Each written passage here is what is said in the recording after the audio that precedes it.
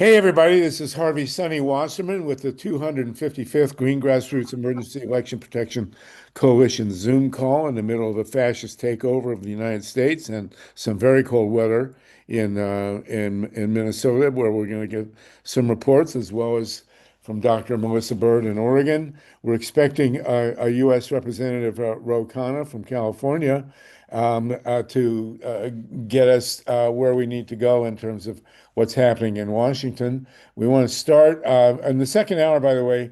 We are going to go 2 hours at least today. In the second hour, we're going to be talking about the attempted restart of the Palisades nuclear plant in Michigan. And we have very, very serious breaking news, which we think could, in fact, stop the restart of this nuclear plant, which would be of global impact. So those of you who are at all interested in energy or in continuing to live on this planet, you may want to tune in with us. It'll be a deep dive in the second hour. That'll be at 6 o'clock Eastern time.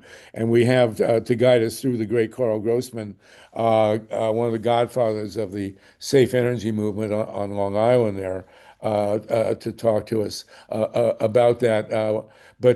So the second hour, deep dive on energy, which could be actually a historical landmark given the information that we're going to be discussing. In this first hour, again, we're anticipating the arrival of U.S. Representative Ro Khanna of California. We're starting with about 73 people, and we're going to go right away to the northern reaches of Minnesota in St. Cloud with HEDY TRIPP, who's been filling us in with herself and people in Minneapolis about the ICE attack on our own civil rights and civil liberties. I do want to say, by the way, that I have not seen, but I've seen enough of the documentary or mockumentary on the First Lady, whatever her name is. And I have to say that, all these years we've thought of her kind of as an enigma. She ain't no enigma, man. There's no there. Anyway, I will not be seeing that movie, but I've been reading the reviews. And HEDY TRIPP, you've been reviewing the situation now in Minnesota. You are in St. Cloud. You've got family in Minneapolis. We've gone through another week of this fascist occupation of our own city here. What can you tell us? Well, I'm going to bring up just two issues, and then I have invited our senator from St. Cloud, ARIC Putnam, and he said he's going to come in about half an hour. Okay. So when he comes on, I'm sure you can bring him in. But ICE agents remain violent, and they are detaining Minnesotans, especially Minnesotans of color. They remain violent here. This is Lake Bedeh-Makaska. It used to be Lake Calhoun. It was changed to its original name. And these are folks that put out SOS there. Those are all people. And yeah, we need support to get ICE out. And so I encourage everyone to rally and to speak out. We are 10,000 lakes, and this is important in terms of the next slide. And around each of the major lakes are, let me see, put it in, are bike trails that are cleared of ice and snow regularly. And there is a rapidly growing force in Minneapolis's supermassive bike community, utilizing the city with one of the top biking infrastructures in the country. This is really important in terms of the support that we had. So this was on Saturday, the 31st. It was actually warm at about 10 to 18 degrees.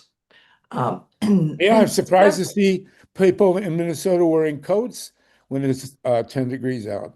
Well, right. And so Alex Preddy was part of a bike club, and numerous bike clubs coalesced together to do an 8-mile run. But what's coming out of this is the formation of bike patrols in neighborhoods. So this was about 6 to 10,000 bikes. Wow. They are massive. They're amazing. Um, so an agency actually donated bike bags that they're filling with medical supplies, especially against the biological sprays that are being used by ICE agents. So the bike patrols are distributing this to resistors on the ground.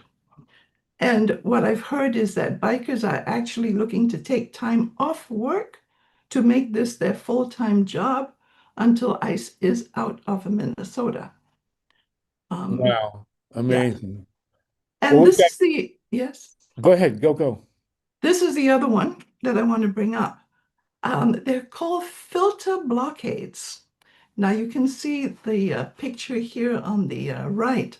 It is in the middle of intersections, and so it becomes a roundabout, and folks are gathering together with block parties and at these spots. So there is this proposal that has come out, and these ice blockades, filter blockades, are happening because they are noticing that what ICE does is that they have a turn and burn mobile strategy. They come quickly into the community, kidnap neighbors before too many people can respond. Even though there is rapid response, it's not quick enough.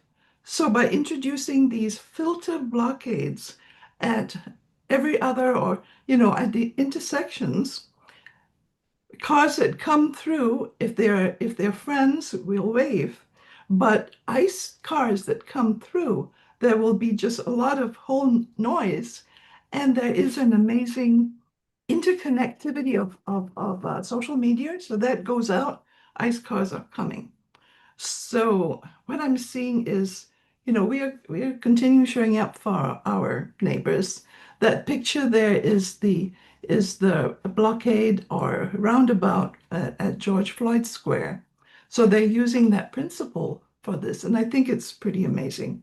So these are the two, uh, um, uh, you know, ground level actions that are happening right now. Unbelievable. It's fantastic.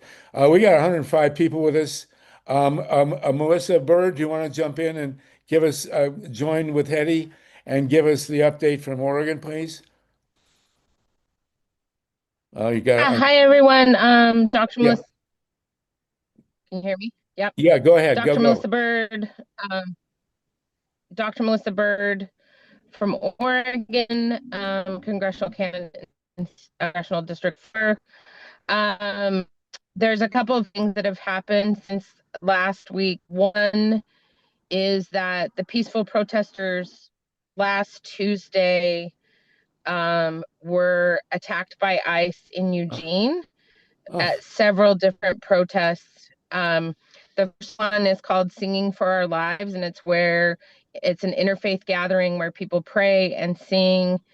And that gathering was attacked by ICE. And then they had a candlelight vigil for Alex Preddy that night, which was also attacked by ICE. Bombs, the gas, all the things, the spray. Um, so that was last Tuesday, a week ago tomorrow. And then what happened that the president issued a statement on Truth Social specifically talking about Eugene and Oregon being the next target for the same kind of things that we've been seeing in Minnesota. So that got ramped up. But the other thing that I wanted to bring your awareness to really is that there's a press conference with the governor and my opponent, Representative Val Hoyle, yesterday. And this congressional district where Eugene is mostly up and down the coast. So it's about 3/4 of the coastline of the state of Oregon. And of course, that's an international border. And Eugene is 61 miles from Florence, which is on the coastline of Oregon. So basically they've been hiring border patrol here for several months. Really, it started ratcheting up, especially in the fall. And one of the things that was really disturbing me yesterday was that the representative said that, for her knowledge, Eugene was not within 100 miles of an international border, and her district was not within 100 miles of an international border. And I had to go online and help people understand that actually this whole district is an international border. It's important for people from Oregon to understand that. The other thing that got released last week was some findings from they're trying to build an ice city on the coast here in Newport, and findings were released that they won't be starting construction until after May 1st, but it's not off the table. So we still have to fight an ice facility being here on the coast. And part of the hope is that we have an Oregon law here that protects the coastline, particularly from sewage. And so my hope is that that Oregon law holds, so that they cannot build a facility the size of which they're planning on building. Well, So how big do they want to build it? Melissa, how big are they wanting? The understanding, so from what they have been reporting, the understanding is that they were looking for a permit to process 10,000 gallons of human waste a day, Oh, which is like, that is so much, and so what, they much want to pour it in sewage. the ocean? I don't know what they're going to do with it. Okay. Well, they could send it to Mar-a-Lago. That would be good. But I mean, yeah, so why not? and you have opposition to ICE building that facility. I know that they wanted to build one back in Waldport. And what happened with that?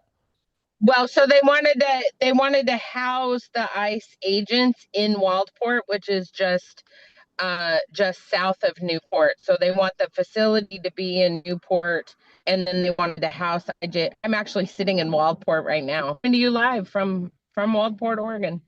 And so the city, their residents put so much pressure on the city council that they weren't able to push that through. Fantastic. That's a victory. And what about Portland? But the ICE continues to escalate in Portland. And the governor, or the mayor of Portland, has made formal requests for ICE to leave Portland. So we got the mayors But they've unleashed a lot of tear gas in Portland. So they're still shooting tear gas in Portland? Yeah. Oh my God. So Portland Yep. and Minneapolis. And I think Eugene, yes, I think Portland Wow. is very similar to Minneapolis, but I think Eugene is the city to watch, because it's a yeah, I think Eugene is actually the city to watch. Is that because the university's there?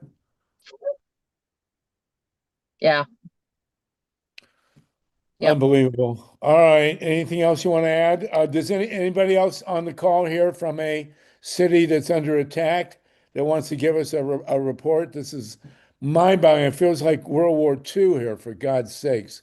Hedy, you have relatives in Minneapolis. Are they safe? Yes. And they're involved in different ways. My son is a stand-up comedian, and they did a show on Sunday night, and the proceeds went straight to legal aid. So there's a need for good lawyers. Things are going into the court, and the money was going into there. And last night on TV, I saw Bruce Bruce Oh, Springsteen do a performance of the anthem in Minneapolis. It was very, very powerful, of course. We have 125 people with us. Jacqueline has raised her hand. Let's get her unmuted. Anybody else want to speak from a city under attack? Please do. Jacqueline, you're not, I can't get Yeah. you on. There you go. Go ahead, Okay. Jacqueline. Where are Hi. you? Yeah, I'm from New York, and right now Rockland County, where I live, tomorrow night, we're going to try to have our Board of Legislators try to put forward a law that's countywide that law enforcement, sheriff's office, police departments cannot interact with ICE, cannot help them.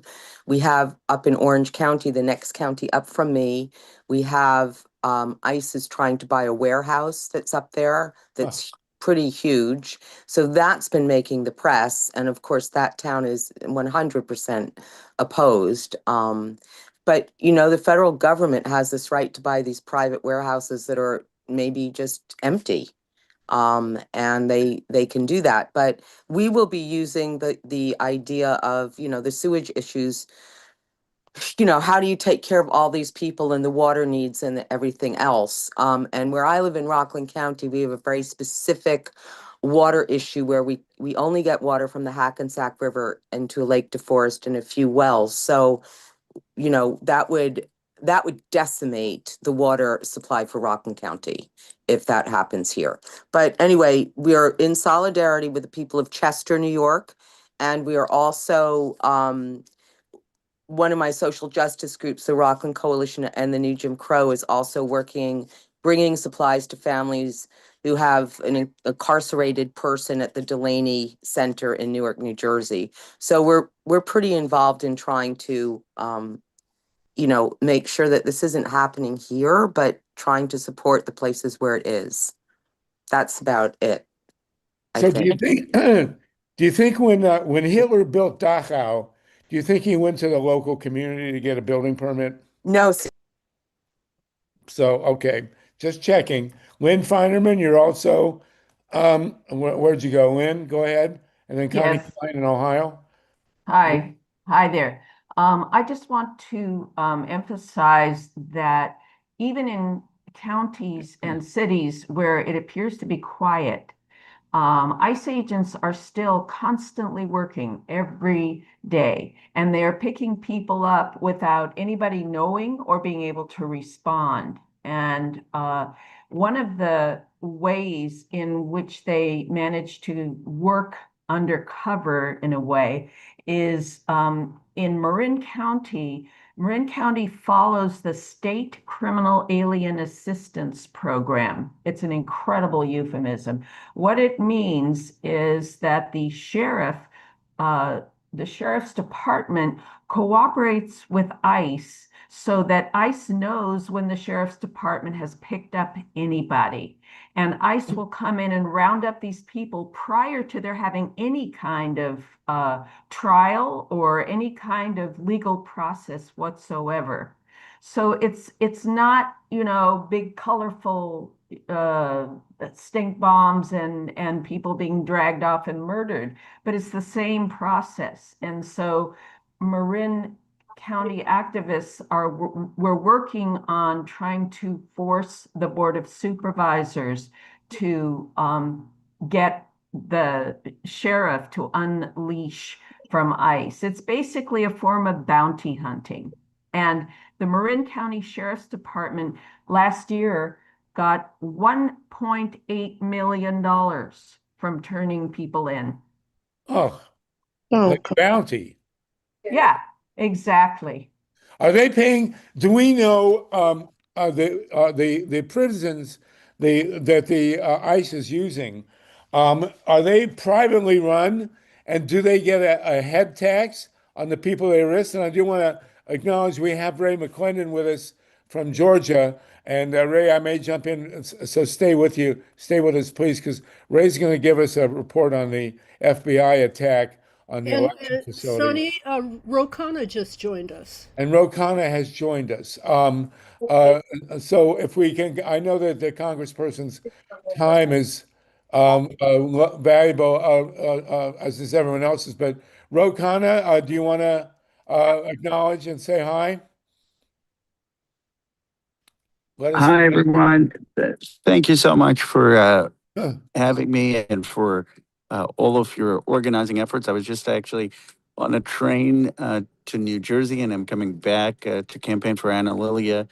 She's the extraordinary progressive running in Mikey Sherrill's former district, and she's also was the former political director for Bernie Sanders. But I was talking about why we need bold progressives at this time. Well, Yeah. good. Can you turn your camera on? Yeah, Ro Khanna, do you want to be seen? We have 131 people on the call for you, and but I can't I can't see you. Where are you here? Ro Khanna?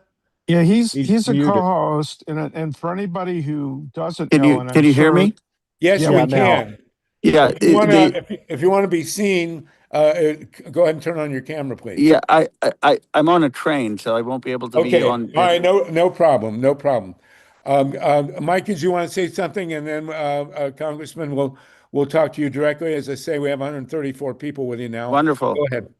yeah, real quickly, Ro kind of doesn't really need much of an introduction to anybody on this Zoom, but just in case anybody doesn't know, he's been hard at work getting things done.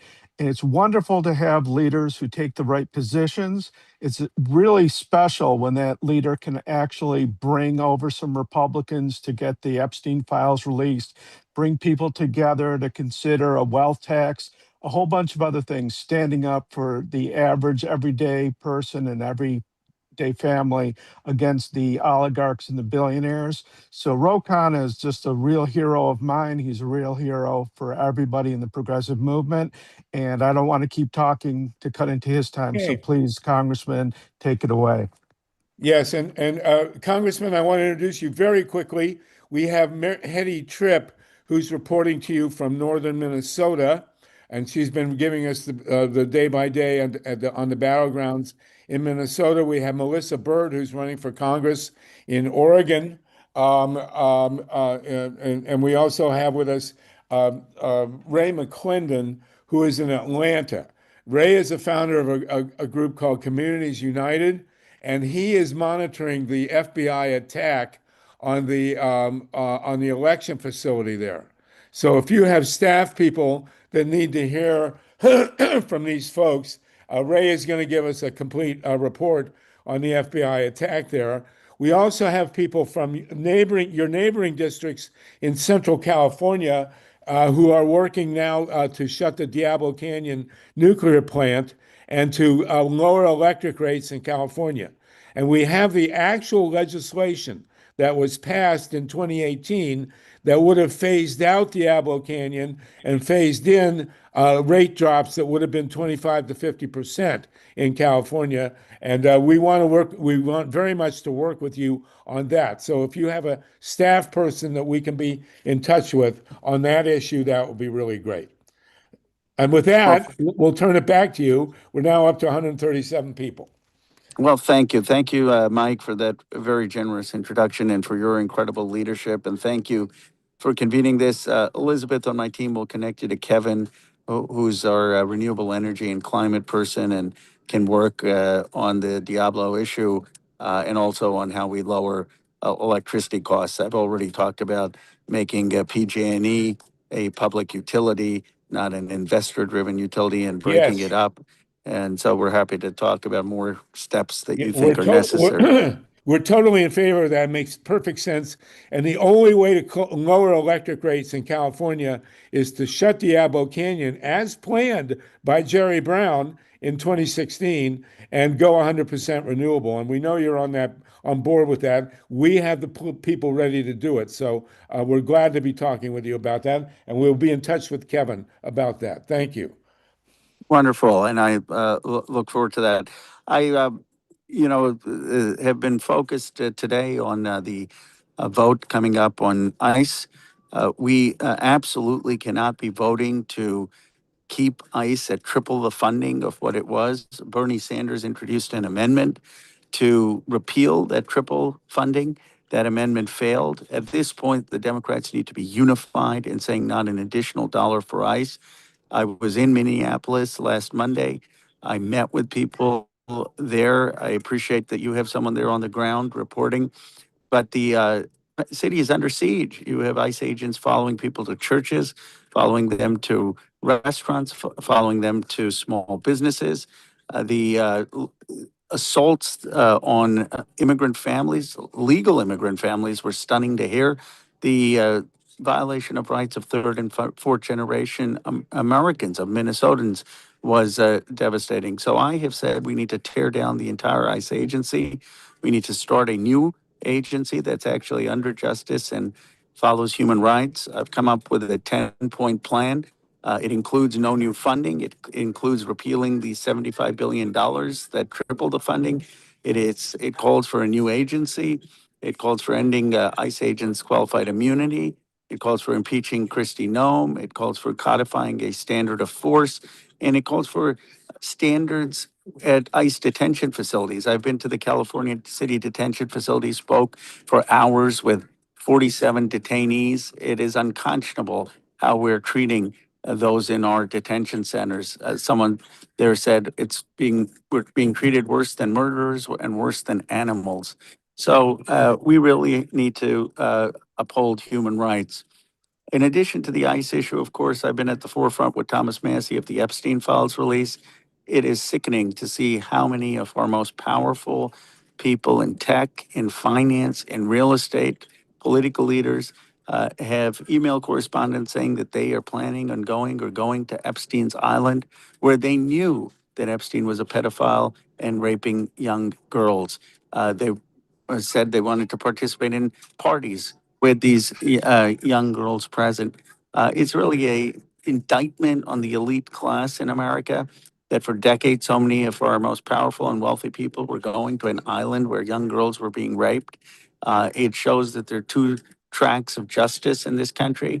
It shows that the rich and powerful have used their wealth and power to avoid any accountability and to rig the rules in a way that they get away with things that most Americans would never dream of. And that they've created a society where ordinary Americans have been left out, where ordinary Americans don't have a fair justice and they don't have a fair shot at the American dream. We need the in class to go. There've been about 50% of the documents released as a result of Maggie and my efforts. We're finding documents released without compromising victims' identity. The things they've released are bad enough, but I believe what they are holding are some of the most nuclear files. And we need there to be investigations and prosecutions of people who were on this island and who knowingly participated even after Epstein was convicted as a pedophile. We need to continue to show moral clarity on Gaza. I will be, one of the reasons I'll be voting no is I'm against the military aid, military sales to Israel, not when they have committed a genocide in Gaza. And the Democratic Party needs to be clear, not just in opposing new funding for ICE, but opposing new funding for the Israeli government, given what they've done in Gaza. This weekend, we have the Super Bowl in my district, and I will be working hard to make sure that ICE doesn't have any role there. I'm leading a letter with other California members to make it clear that we demand that ICE not be present at the Super Bowl event, and we will be on call during the Super Bowl, not watching the game, but there really to be making sure no one is being harassed or violated, their rights violated in my district. Beyond that, I have supported the idea of taxing billionaires more, despite a lot of pushback within my own district. I believe you can't have islands of prosperity and seas of despair. We need a new tech social contract. We need an FDR moment in this country, a higher tax on billionaires and ultra wealth, Medicare for all, $10 a day childcare, free public college, 1,000 new trade schools, making sure that we stop Wall Street from buying single family homes, making sure that we're investing in social housing and housing that is affordable across this country. We need a real New Deal moment to make sure that people have economic security and a Marshall Plan for America where we will build the jobs of the future in the industries of the future, in the care economy, in the trades, in technology, in every town across this country. That has been the agenda that I hope that we can build for the nation and the progressive movement. And I'm really grateful for the 137 people on this call because I know you're out there fighting for that agenda. I do believe after this crisis that Donald Trump has created, we will have room for a realignment and a progressive majority. And I look forward to working with all of you to build that. Beautifully spoken, Congressman, and we've followed your career. You've been a great representative. A couple of quick things on the second hour. Sure. We're going to have a deep dive on the Palisades nuclear plant. It's a federal issue now. We know what we have very important defects within the Palisades reactor that should not allow it to restart. And we do have a game plan that's been in place for 10 years to phase out the Diablo Canyon reactors and phase in 100% renewables, which will make California have much, much cheaper electric rates. We know you're in the forefront of that. We're working with the Mothers for Peace in your neighboring district there, and we look forward to working with your people on that. I also have on the call Ray McClendon from Atlanta. You're going to be dealing with the FBI raid on the electoral facility, the election facility in Georgia. And that is not about 2020, it's about 2026 and the game plan of the Republicans to do whatever they can to take that election. That FBI raid is going to be on your desk in Congress, and Ray McClendon is the guy who knows the most about it. And I wanted to have Ray, can you very quickly introduce yourself to Ro Khanna? Sonny, sorry. Yes, go ahead. Senator ARIC Putnam is on, and I know he only has about maybe 10 minutes. Okay, we'll get to him in a second, Hedy. Okay. We'll introduce him to Ro Khanna. Ray McClendon, this is Congressman Ro Khanna. Ray is a very, very important player in Atlanta and right in the heart of this FBI attack on the election board. Can you say hi to Ray McClendon, please? Thank you, Ray. Hello, how are you doing, Congressman? And thank you for all of the hard work you're doing to push the progressive agenda and to represent not just your district, but for us being a leader all across the country.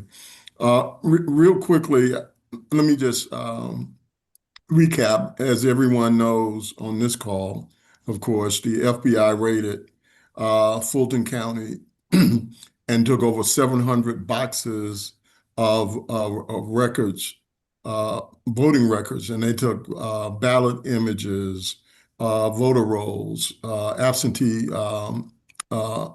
ballot invitations. They essentially took all of the documents associated with the 2020 election. Now, on its face, we know that much of this is an obsession with Trump about 2020, but this is bigger than 2020, as Harvey just mentioned. This is a concerted effort from around the country. Many of you know that the Justice Department has been requesting detailed personal voter information from all states, and in fact, over half the country is states are in lawsuits. Half the states in the country are in lawsuits about this information. Georgia is one of those where a Republican governor and Republican Secretary of State are actually fighting against releasing these records. In addition, during that same period of time, we've also seen the State Election Board, which, as many of you know, turned into a MAGA election board with through the appointments from the state legislature. They specifically went after Fulton County. They used their election board authority to subpoena records. The Fulton County Board went to court to belay that request.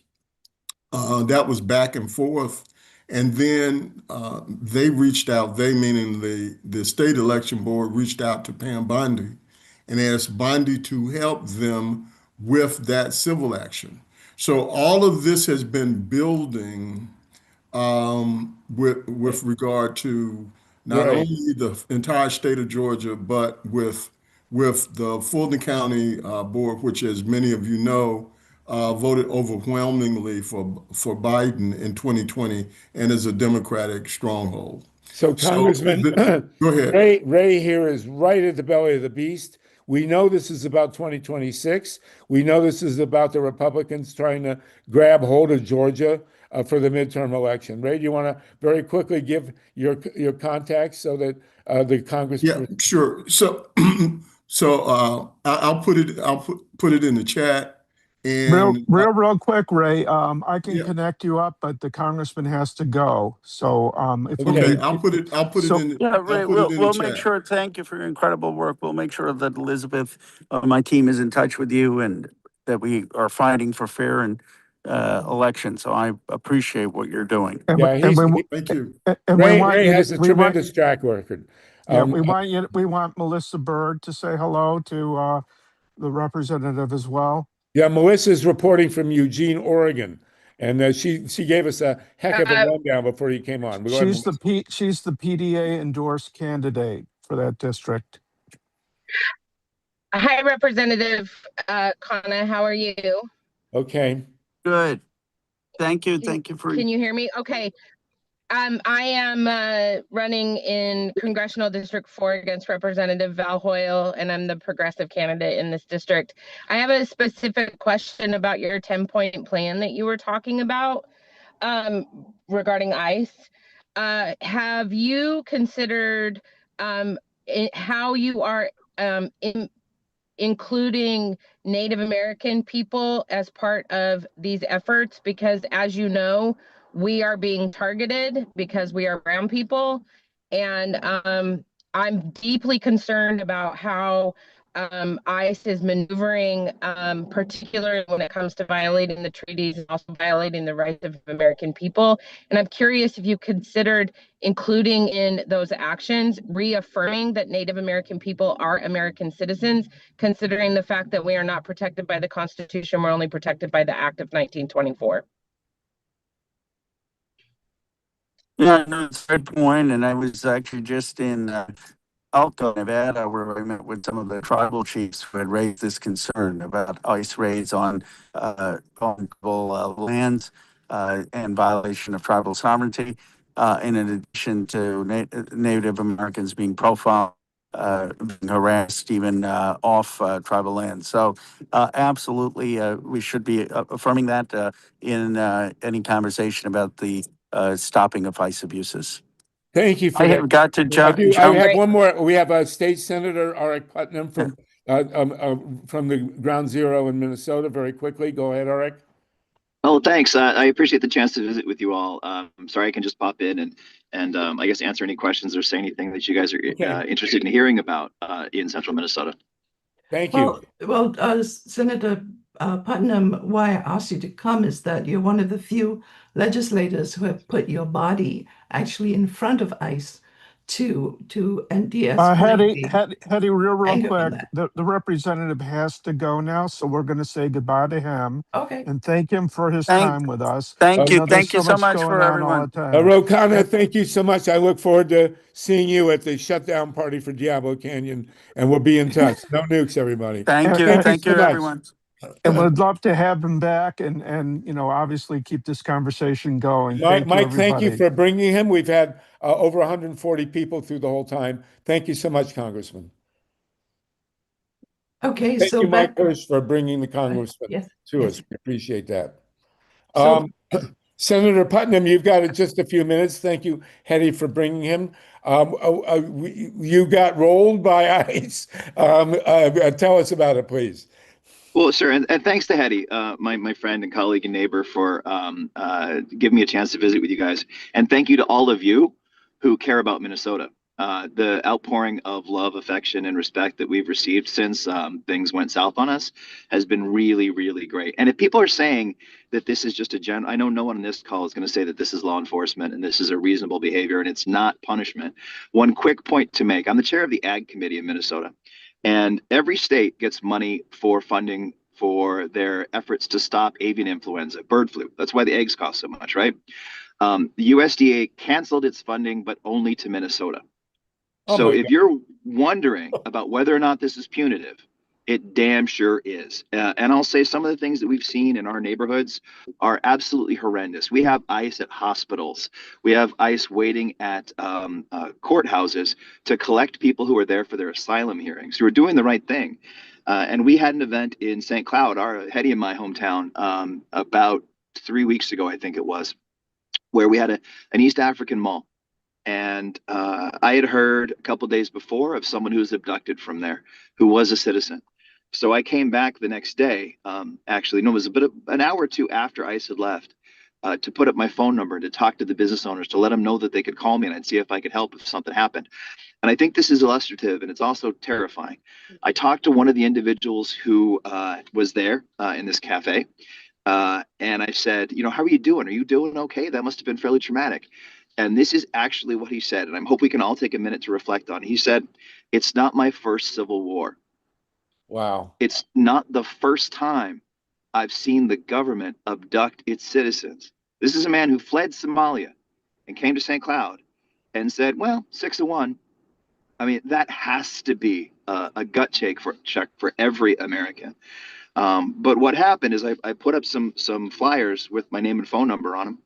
And then a couple days later, I was actually at the doctor about to get my blood drawn, and I got a phone call from one of the business owners who said there are 65 ICE agents here to get one guy.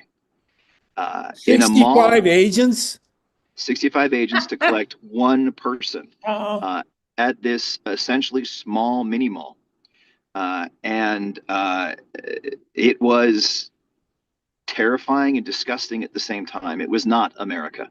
And so as I was standing there, I saw an individual thrown to the ground. I saw another individual running away from being caught, a young man, probably 19. And the ICE agent sprayed him with pepper spray in his back as he was leaving. And obviously there's a couple problems with that. That's not how pepper spray works.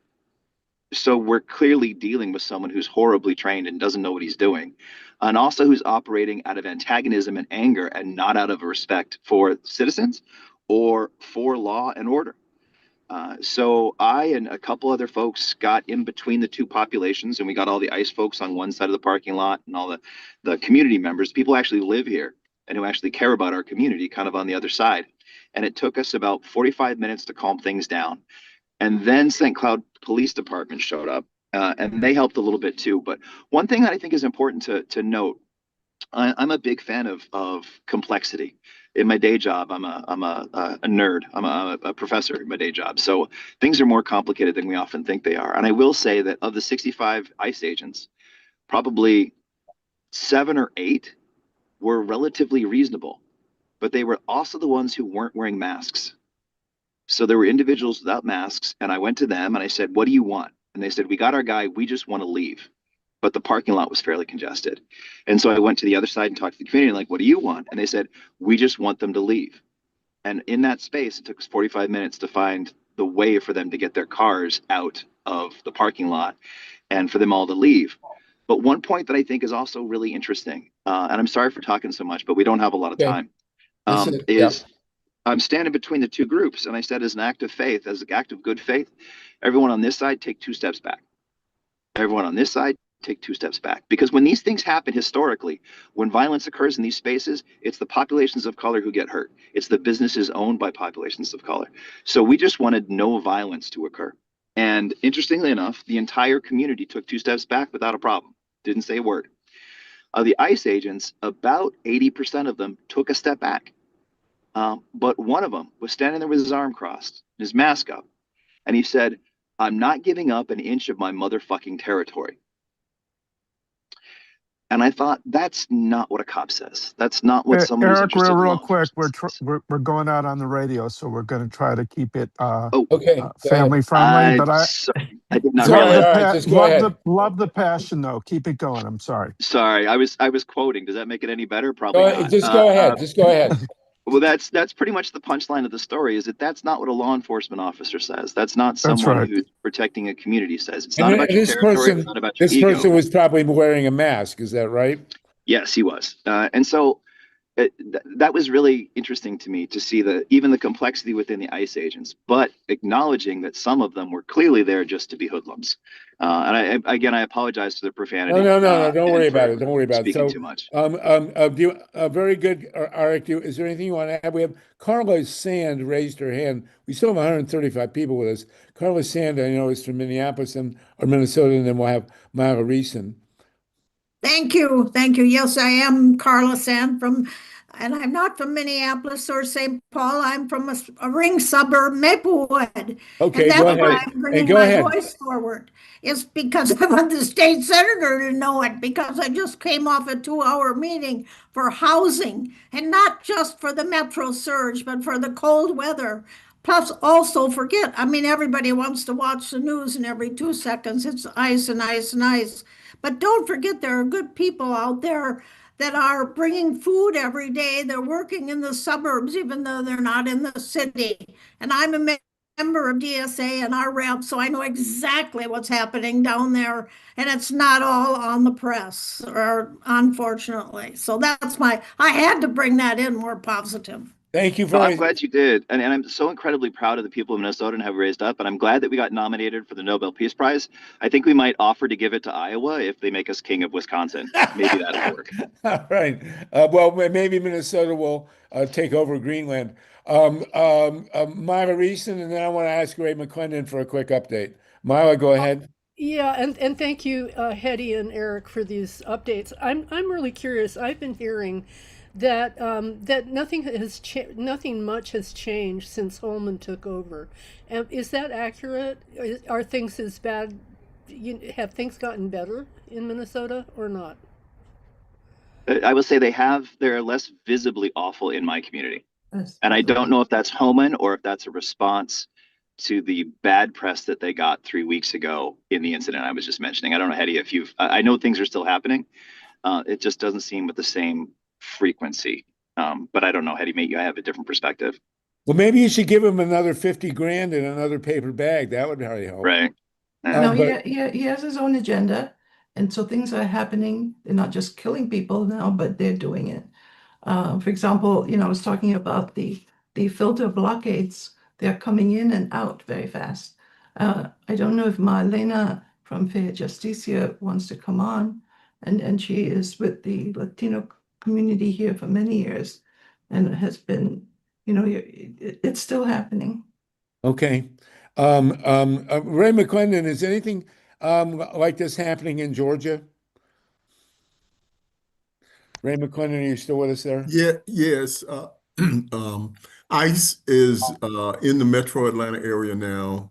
There have been alerts going out, nowhere near the level of oppression that's going on in Minneapolis, but ICE has been in various counties around the metro, as well as in going to some of the schools. So the alerts are out, and people are being vigilant. So it has increased over the last 2 weeks.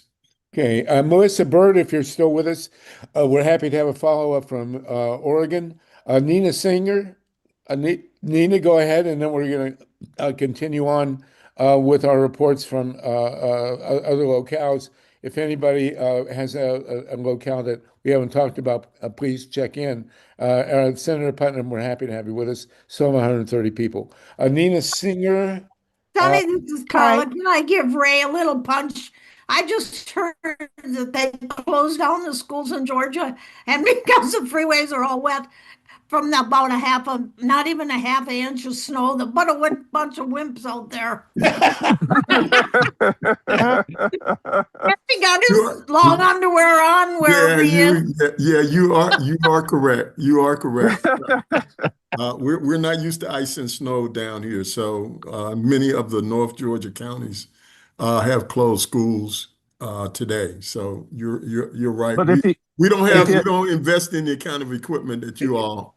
It's because of the other kind. It's because of the other kind of ice. Is that right? Yeah, that's the better choice of ice to have. Exactly. Yeah, right. Exactly.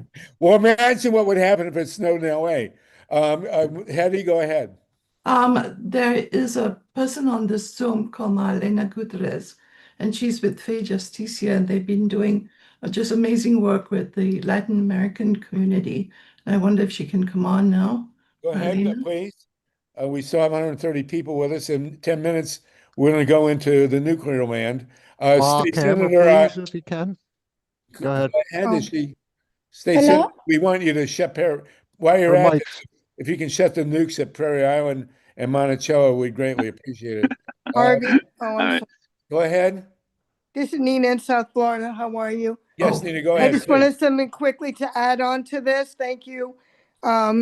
State Senator Putnam, too bad Ro Khanna is not there. Are you aware that tomorrow is the day that TPS status for Haitians expires?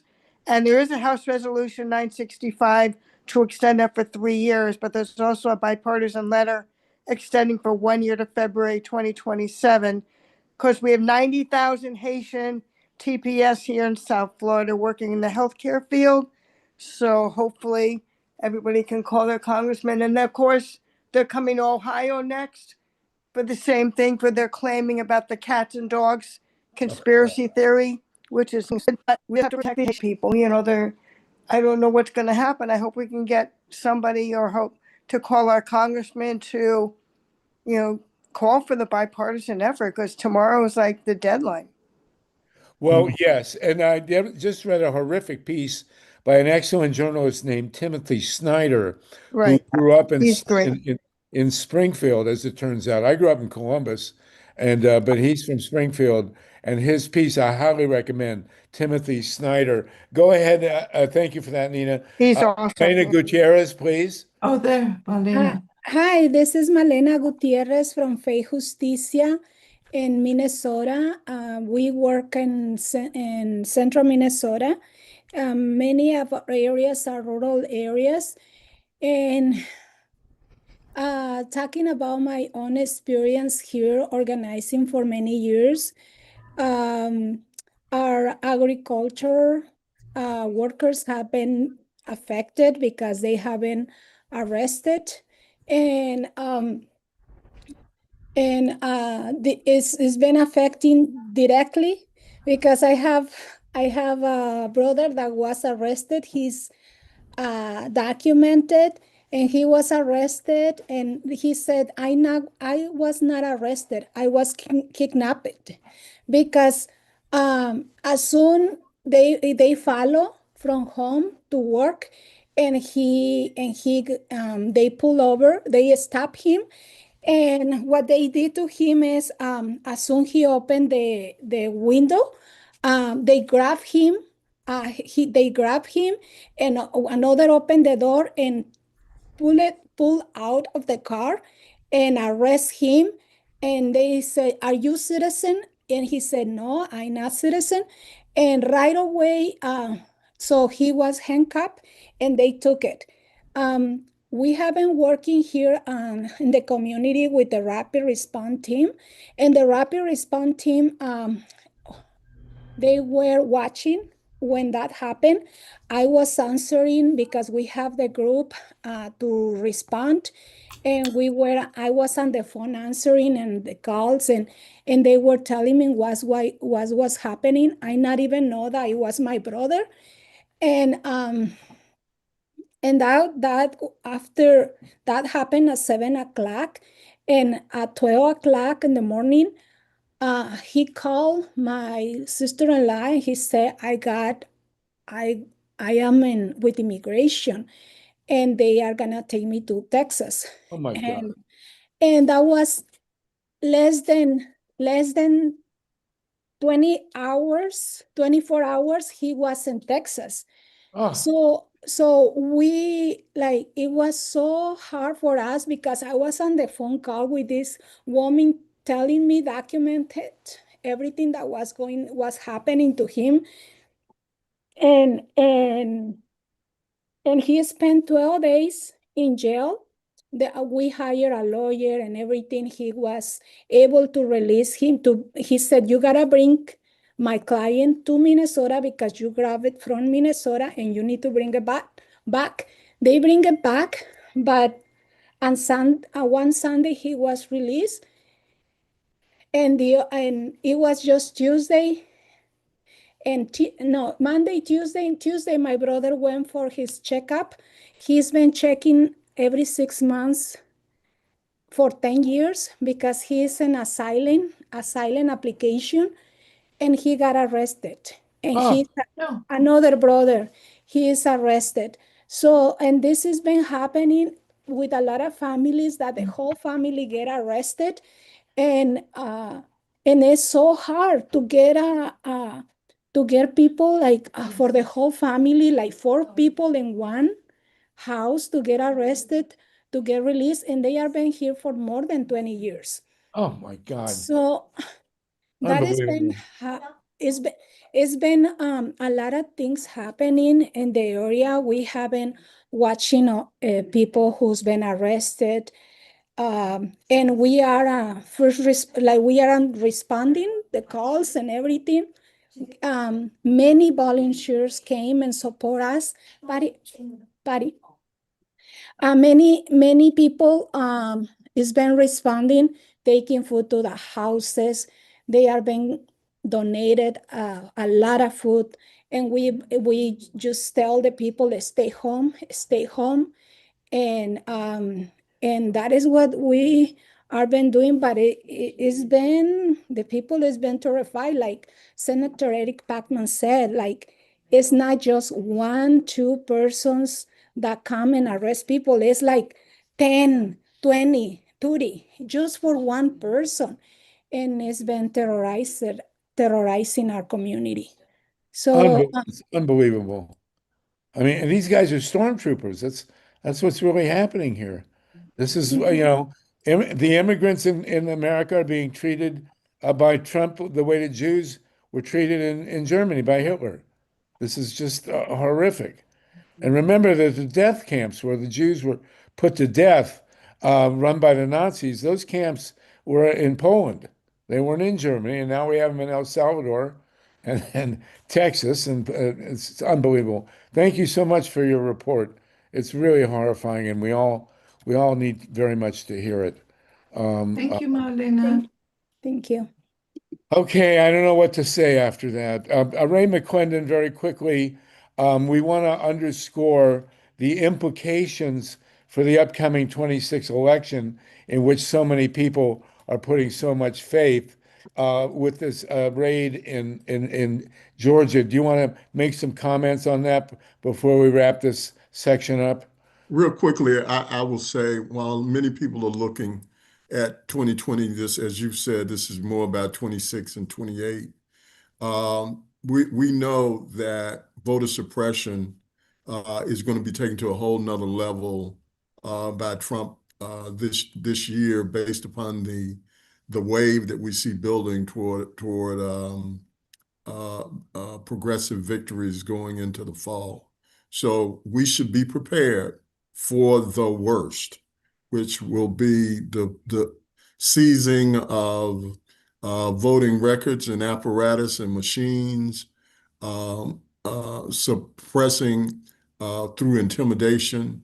This is a part of what Fulton County is all about, is to intimidate voters. I've already had voters who have suggested that they're worried about whether or not there will be a cross-referencing of outstanding warrants or parking, anything from criminal warrants to parking tickets by having these records in the hands of the federal government, which puts a chilling effect on top of all of the other voter suppression methods of the MAGA Republicans. So we've got to be prepared going into the fall to see things in ways that we never have before, and be prepared to respond to them. It's unbelievable. And my understanding is that there was a deal offered by Homan to pull the ICE troops out of Minnesota in exchange for the voting No, it's rights. about Bondi. Bondi put it in her letter, So which there's a shows you what they're letter about. saying, we'll pull the troops out if you give us your voting records. Correct. How blatant is that? Yes. I mean, really?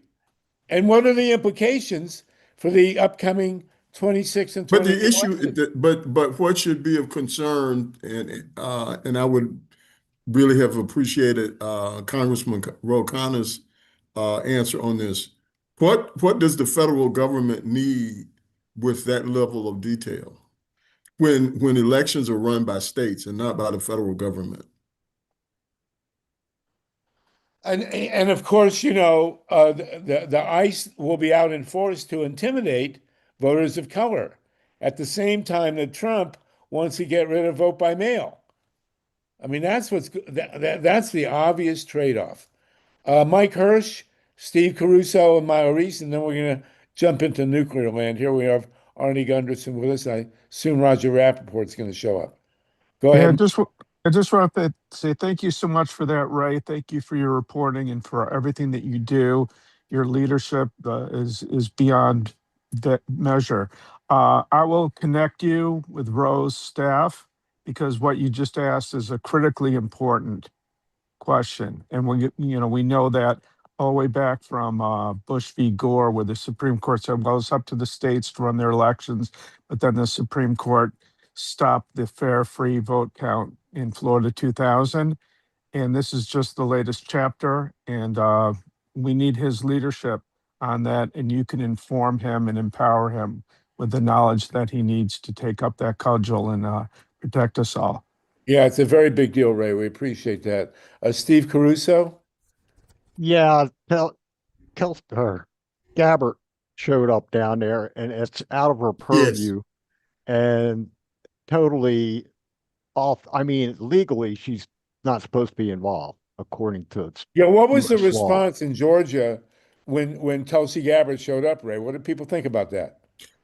Well, there's a level of outrage that you would have the top spy involved in pursuing a criminal warrant. I mean, you didn't even have the head of the FBI or any high anyone from the U.S. Attorney's Office involved in that raid.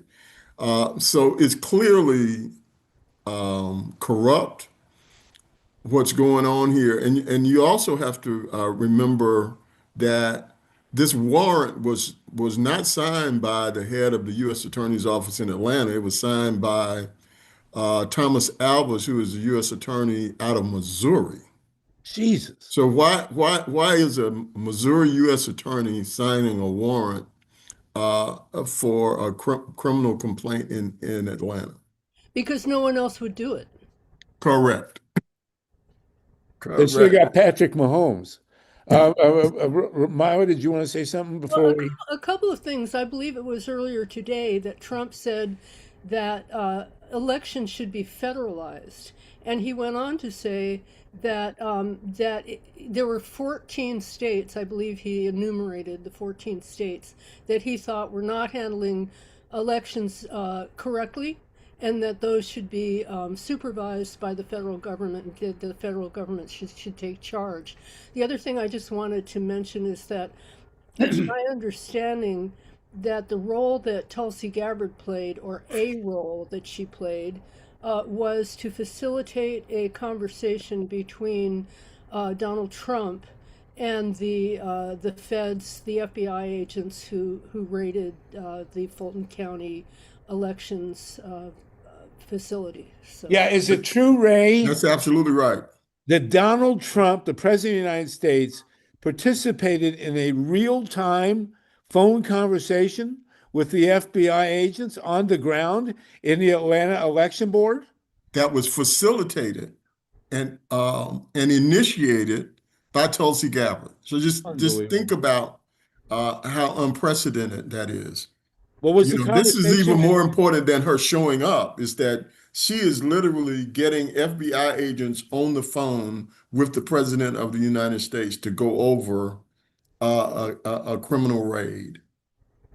Now, can you imagine what would have happened if the people who raided, the agents who raided Mar-a-Lago, got on the phone with Joe Biden? How the right would have flipped out. Was the conversation in German? Sorry, couldn't resist. That's just that is. I got to say that again so that everybody understands that. The President of the United States made a phone call in real time to FBI agents raiding an election facility in Georgia. And that he's now calling for the federal government to take over elections.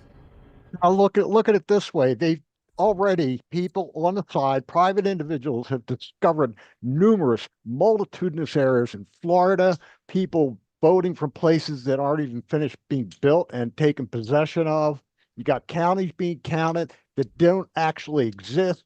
You got, Liberty, the poll book company, had many errors in the past, and now they're owning Dominion. This is a setup for cyber war that we lost in 2024. And we have to recognize that it's not just all these political machinations going on, that there's a literal cyber war with computers taking over our elections. If we're afraid to admit that, we're in big trouble. Yeah, really. Ray, we're glad to have you on the case down there. Let's talk again about this next week. Sure, absolutely. Thanks, Absolutely guys. terrifying. Absolutely terrifying. All right, we're gonna move into Nuke land. Steve, I don't know if you want to start a new tape. If it makes sense to do a self-contained unit here, but we are now going to make history, however you want to handle it, with a unit here of discussion with two absolutely critical players in the most critical nuclear power issue on the planet right now, which is the attempted restart of the shut reactor. We also have Carl Grossman with us. The reactor that's been shut down at Palisades in Michigan that a rookie company, Holtec, wants to reopen. Now, everyone, I'm going to give you a quick rundown and then we have Roger Rappaport. And for Roger and I, this is deja vu because in 1967, back in the Stone Age, Roger was the incoming editor of the University of Michigan Daily, and I was the outgoing editorial director. And there are actually pictures of us in the same room together 60 years ago. So Roger, even back then, was a crackerjack reporter and now lives in Muskegon, Michigan, near the Palisades reactor. Now, the Palisades atomic reactor opened a long time ago. Roger will give you the date. It shut down for various technical and economic reasons. And now, in a very, very high profile pageant of error, the nuclear industry wants to reopen it as the flagship, to be followed by reopening reactors at 3 Mile Island in Pennsylvania, Duane Arnold in Iowa, and maybe even Indian Point in New York. It's completely insane. But they've put their eggs in this basket at this nuclear plant at Palisades on the west coast of Michigan, which shut because it was too old and too uneconomical to operate. It was shut by owners, first Consumers Power of Michigan and then Entergy. It was shut by owners who actually knew what's going on with the nuclear power industry. We've got their problems with them, of course, but they actually have a rough idea of what they're doing when it comes to operating a nuclear plant. The plant was sold to a company called Holtec, which is a decommissioning company. And it was sold apparently with the purpose of decommissioning it. There's a lot of money out there for decommissioning. And then somewhere along the way, Holtec decided that they were going to reopen the Palisades nuclear plant, which is, in the nuclear world, the definition of insanity. Now, they have been pushing ahead with this, and they have also tied it to an IPO, a stock market play that they obviously believe will make them billions of dollars. However, And the intrepid Roger Rappaport has done some digging and has found a major document that Holtec has filed with the Nuclear Regulatory Commission. Now, you have to understand the Nuclear Regulatory Commission has never been a great regulator. That's an understatement to say the least. But it has now been taken over by Donald Trump. Donald Trump now has personal investments in the nuclear power industry. He has a direct stake in the future of the nuclear power industry. And with Elon Musk, they have absolutely gutted whatever there was of the Nuclear Regulatory Commission. The Doge operation fired over 100 technical people at the Nuclear Regulatory Commission. It's now up to the Nuclear Regulatory Commission to decide whether or not Holtec has a technical imprimatur to reopen Palisades. And there are tremendous complications. And with that, I'm going to turn that over to Roger Rappaport, who discovered this document, who's doing a piece which we'll have tomorrow, dissecting what's gone on with the technical side of Palisades. And we have with us Arnie Gunderson, one of the great experts on the technical side, a nuclear engineer, to evaluate. And as someone who's been with the issue for 50 years, I can tell you this is about as absolutely insane a proposal as we've seen from the nuclear industry. We're also joined by Paul Gunter from Beyond Nuclear, another Michigan boy who's totally on top of this. So, Roger, Harvey, take it away. Can you put up the picture that I sent you of the dome? Do you have it? I don't know. I think I sent it to Steve. There's a picture of a dome of a Steve, have you got the dome picture? Reactor pressure head. But go ahead, Roger, and tell us, please, the nature. And this is a historical conversation because I believe it could very well lead to us stopping this restart, and which would have enormous implications. Okay, go ahead, Roger. Well, first of all, before we get started, thank you, Harvey. I want to mention that Carl, you, and Arnie are, three of the people that are central to this conversation, that your work has brought us to this point, literally.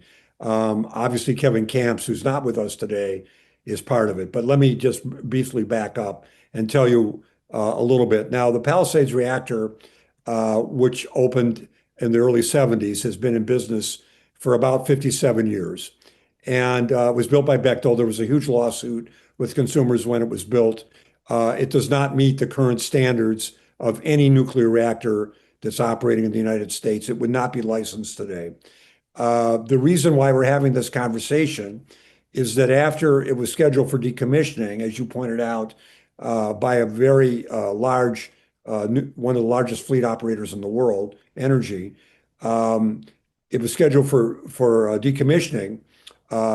And the governor of Michigan and the previous governor, Jennifer Granholm, and Gretchen Whitmer, decided that there was economic potential in restarting the reactor. They would save some jobs and so on. What worked out was that because of the Biden administration, now the Trump administration, some billions of dollars were appropriated in the form of grants, loans, subsidies, and so on, that made this financially feasible. But the problem was that it didn't have an operating license, which meant there was no way to restart it.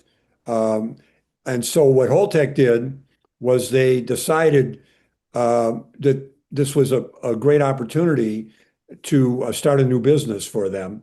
And as a result of that, they began work on the plant as they were decommissioning it, which means they anticipated that at some point they would get a license. So they went ahead and did a lot of work on the plant, anticipating that, as actually happened in the summer of last year, they would get an operating license. Now, remember, because they were decommissioning the plant, they weren't under any regulations that were applied by the NRC. However, last summer, when they got a permit to operate the plant, they suddenly fell within the operating license requirements of the NRC.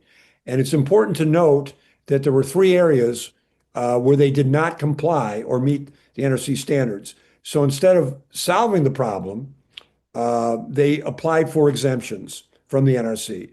The first one was for the emergency evacuation plan. The second one was for the fire protection plan.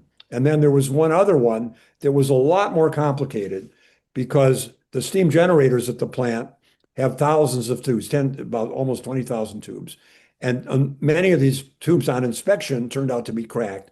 And they proposed re-sleeving.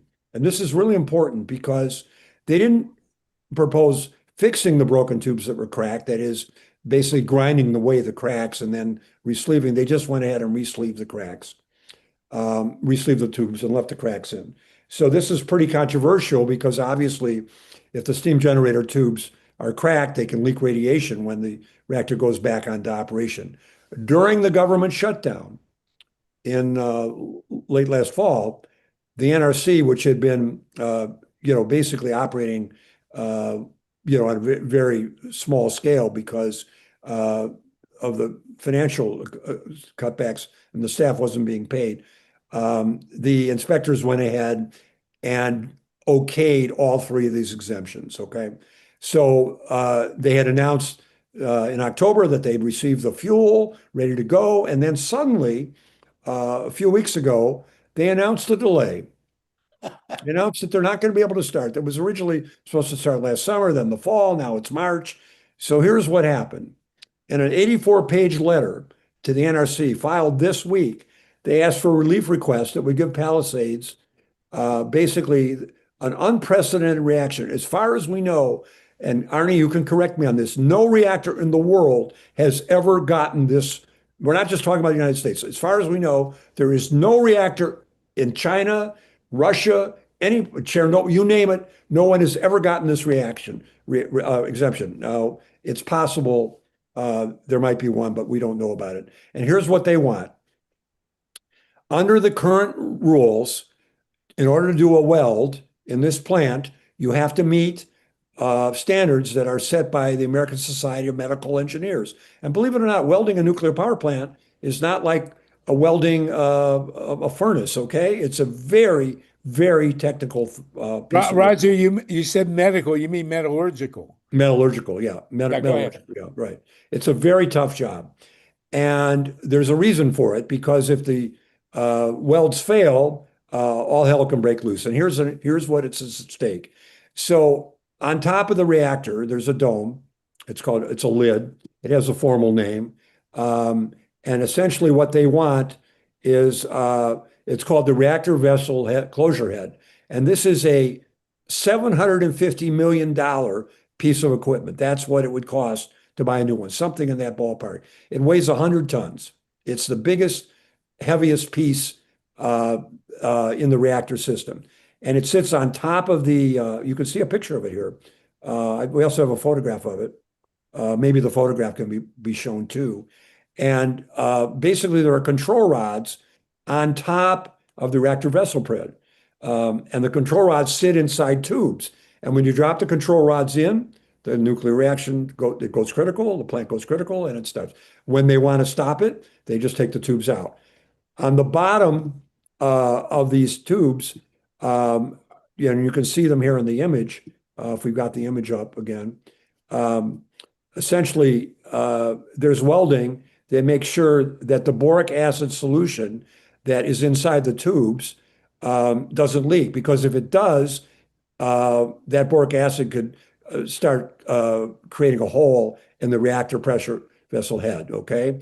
And so we had that. The boric acid did leak at the Davis-Besse reactor in Ohio, and there were holes, and they had to replace the whole vessel head. And because of that David-Besse disaster, many nuclear reactors around the country, not Palisades, went ahead and replaced the reactor vessel heads proactively, and they were advised to do so. What happened at Palisades was the 2 previous owners limped along and kept getting exemptions for years and years. But now the new owner realizes that when they did the welds last year, before they were licensed, they did not comply with the ASME standards. I'll say that again. They re-welded the, these locations, the nozzles that seal off the control rods that are held in the tubes on top of the reactor to seal off the potential of the boric acid leaking. Because if it leaks, that means it can, the acid can create a hole in the reactor vessel pressure head, which of course, the instant it happens would be a major shutdown. So what they really need to do is replace the pressure head, which would take years and cost hundreds of millions of dollars before they restart. The decision not to do that is now part of this 83-page document that they filed with the NRC. The NRC now is in a very tough spot. First of all, no one has ever done this. They've never done these welds in this manner. And to make it even more complicated, they can't redo the welds. It's not like the steam generator tubes. There's no way they can redo the work that they weren't authorized to do that did not meet the ASME standards. In other words, they apparently did it in a way that's not in compliance, and they're asking for exemptions to the ASME standards.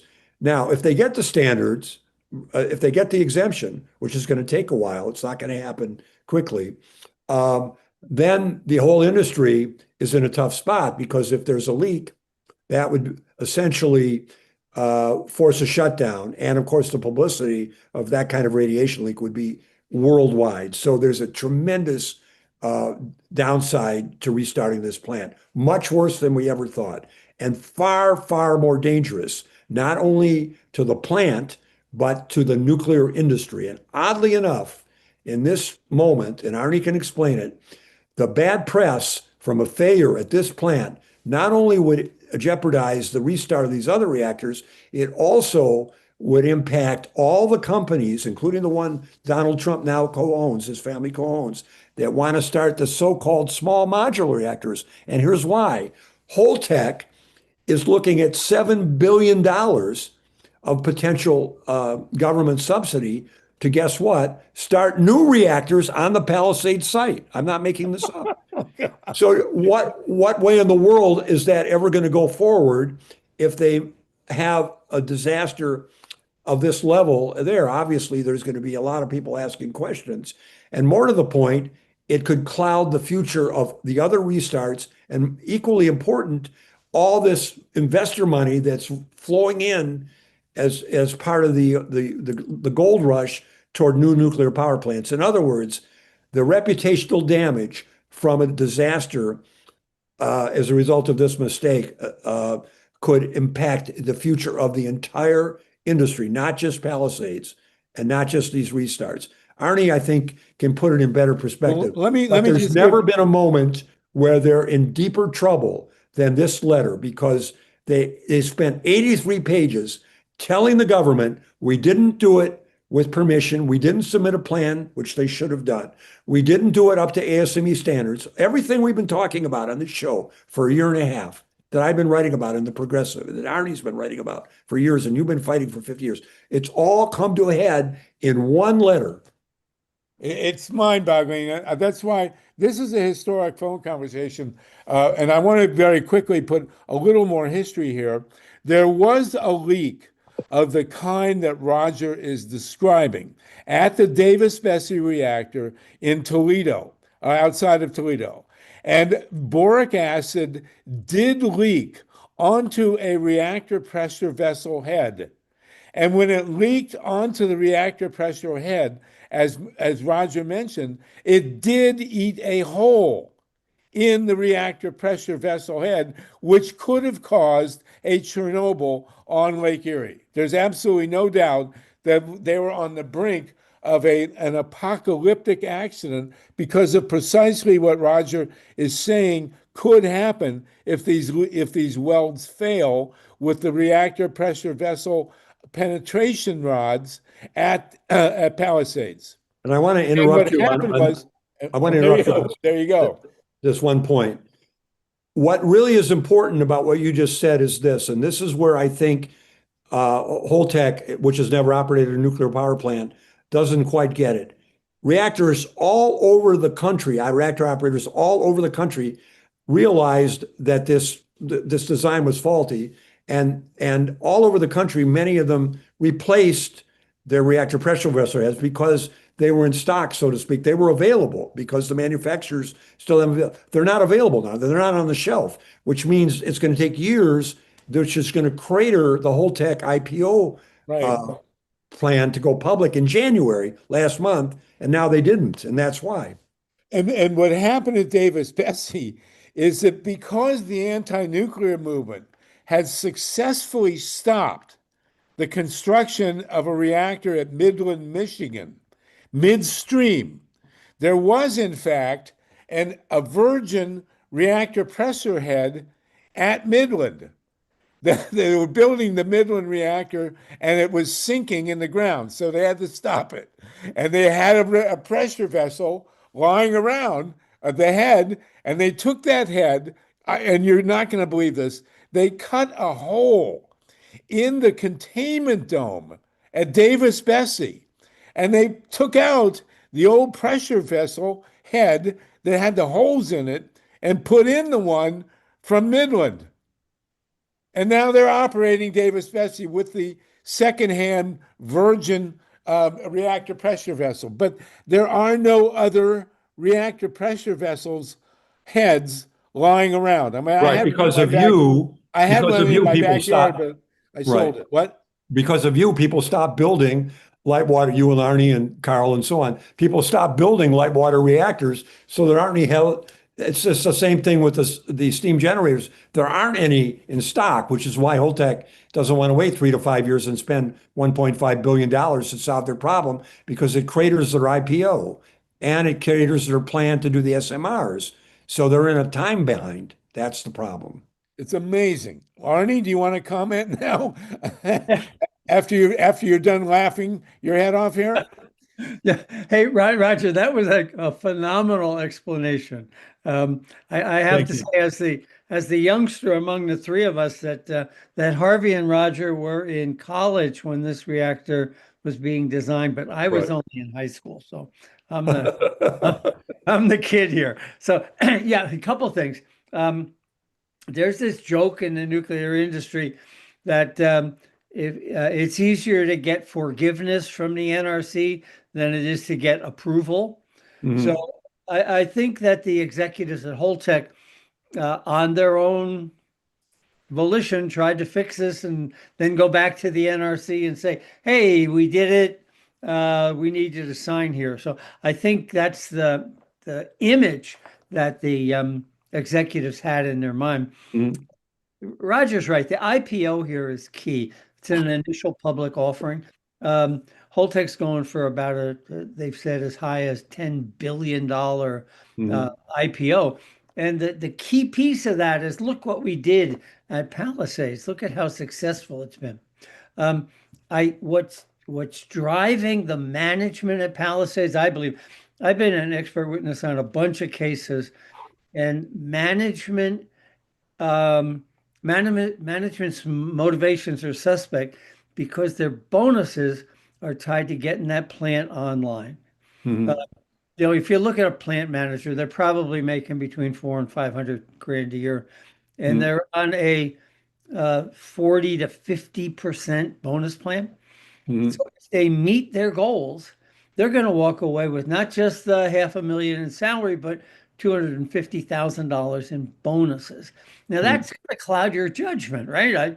I can understand that you might have priorities other than nuclear safety, yet the NRC never looks at that. I confronted them a couple times, and they say that's out of their purview. But you have to remember, this IPO is driving the manager's bonuses, which is pushing this thing forward. The second thing is that Holtec has no assets. The companies own power plants, but Palisades has no value. It's a piece of junk. So, and as Roger said, Holtec never ran another reactor. So there's no assets there. and the joke is that Holtec runs on opium, OPM, other people's money. And they have to keep applying for the dole from the state of Michigan and from the Department of Energy in order to keep this project alive. You got to drill a hole in the containment. There are manufacturers around the world who could make one of these in a year or two. You drill the hole in the containment, you put it in. You're talking about 2 or 3 years of lost revenue that Holtec needed in order to pull off their scheme. The operating staff, they already have 600 employees, not the contractors that they can send home, but employees that they've retrained on how to run this plant. So, they're looking at $100 million a year salaries to people who they promised jobs to, and they train to do those jobs, who won't be able to do anything for, several years until this new reactor head arrives. They've known about this head since 2006. So this didn't just pop up like a mushroom on your lawn.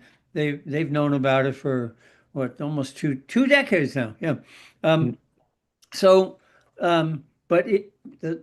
the other problem is that the steam generators, they acknowledged when they bought the plant that the steam generators were a piece of junk, and now they're trying to run with those steam generators.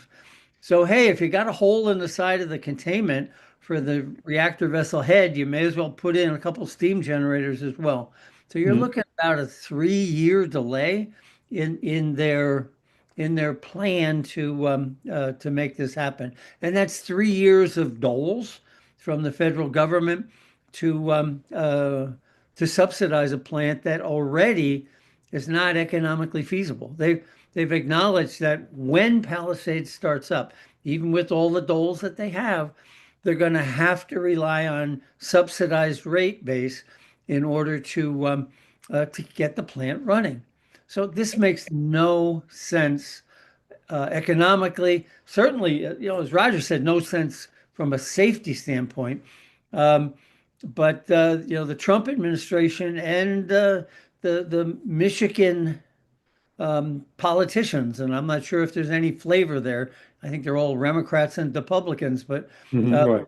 the political machine in Michigan is committed to this. So we're facing, we know it's not economical, we know it's not safe, but the politicians want it to happen. And this is and of course Donald Trump wants it to happen too. I mean, Well, and we also have, as we have that precedent that we discussed at Davis-Besse, the steam generators, which involve hundreds and hundreds of tubes that have to withstand pressure from a very, very superheated steam.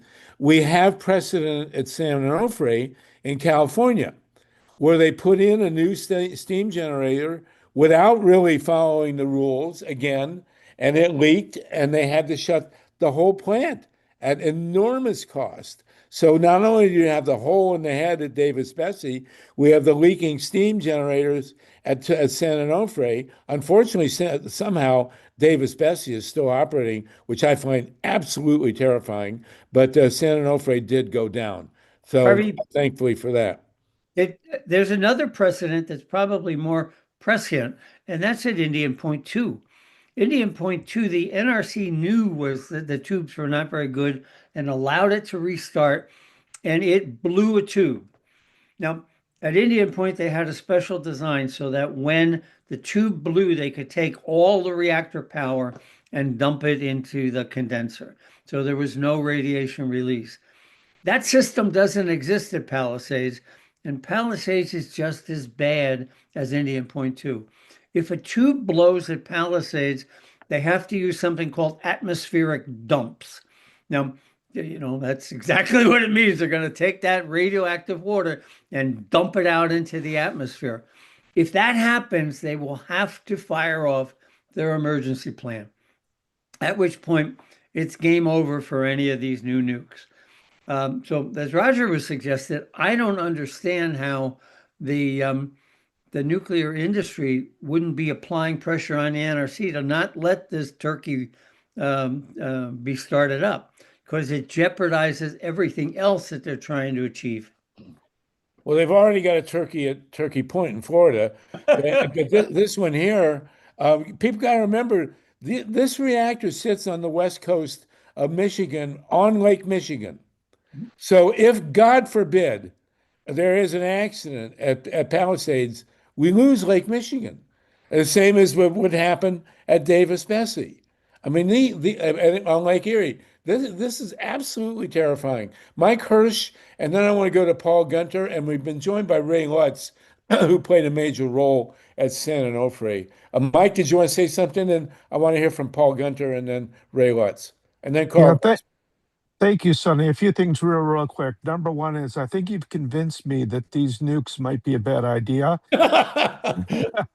I want to emphasize that that Palisades is coming up, but right on deck is 3 Mile Island. Yes, Unit 1. They're talking about putting that back into operation.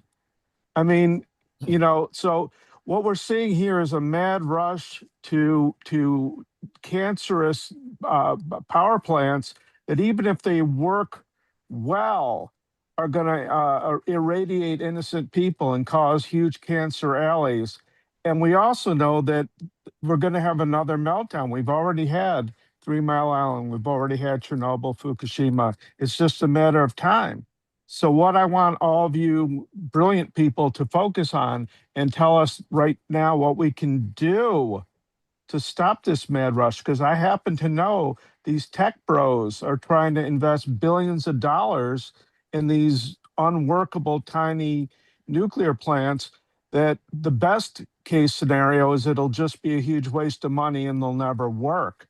But the worst case scenario, right, and the worst case scenario is they're going to put it all over the place to run these data centers. Right. So what all can we do?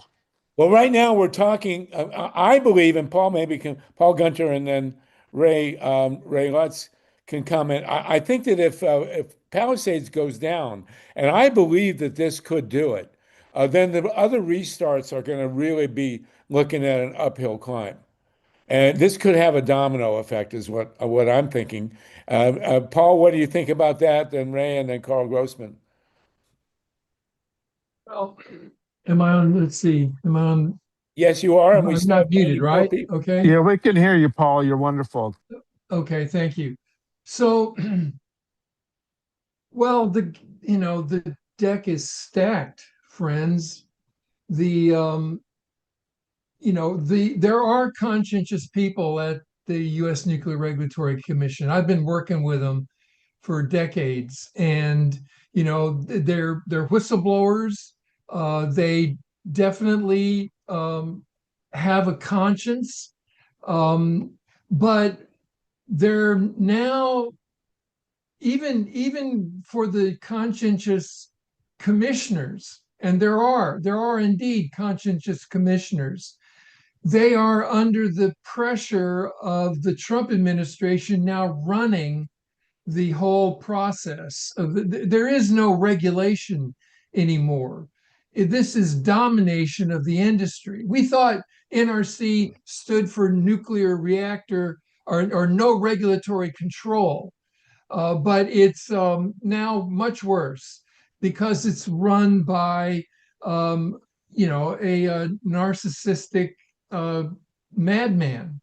And so it's going to take a mass movement to, but what I did wanted to mention was let's not leave out the reactor pressure vessel at Palisades. This is, the reactor pressure vessel is 6 3/4 inch thick iron that's lined with stainless steel, corrosion resistant stainless steel. And it's this stainless steel liner that prevents the boric acid coolant water from eating holes from the inside out.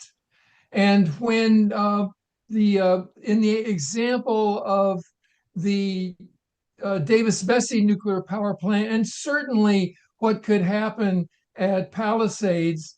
These plants are operating Davis, or in the instance of the Palisades plant, it's a combustion engineering reactor, but it's operating at 2,000 pounds per square inch.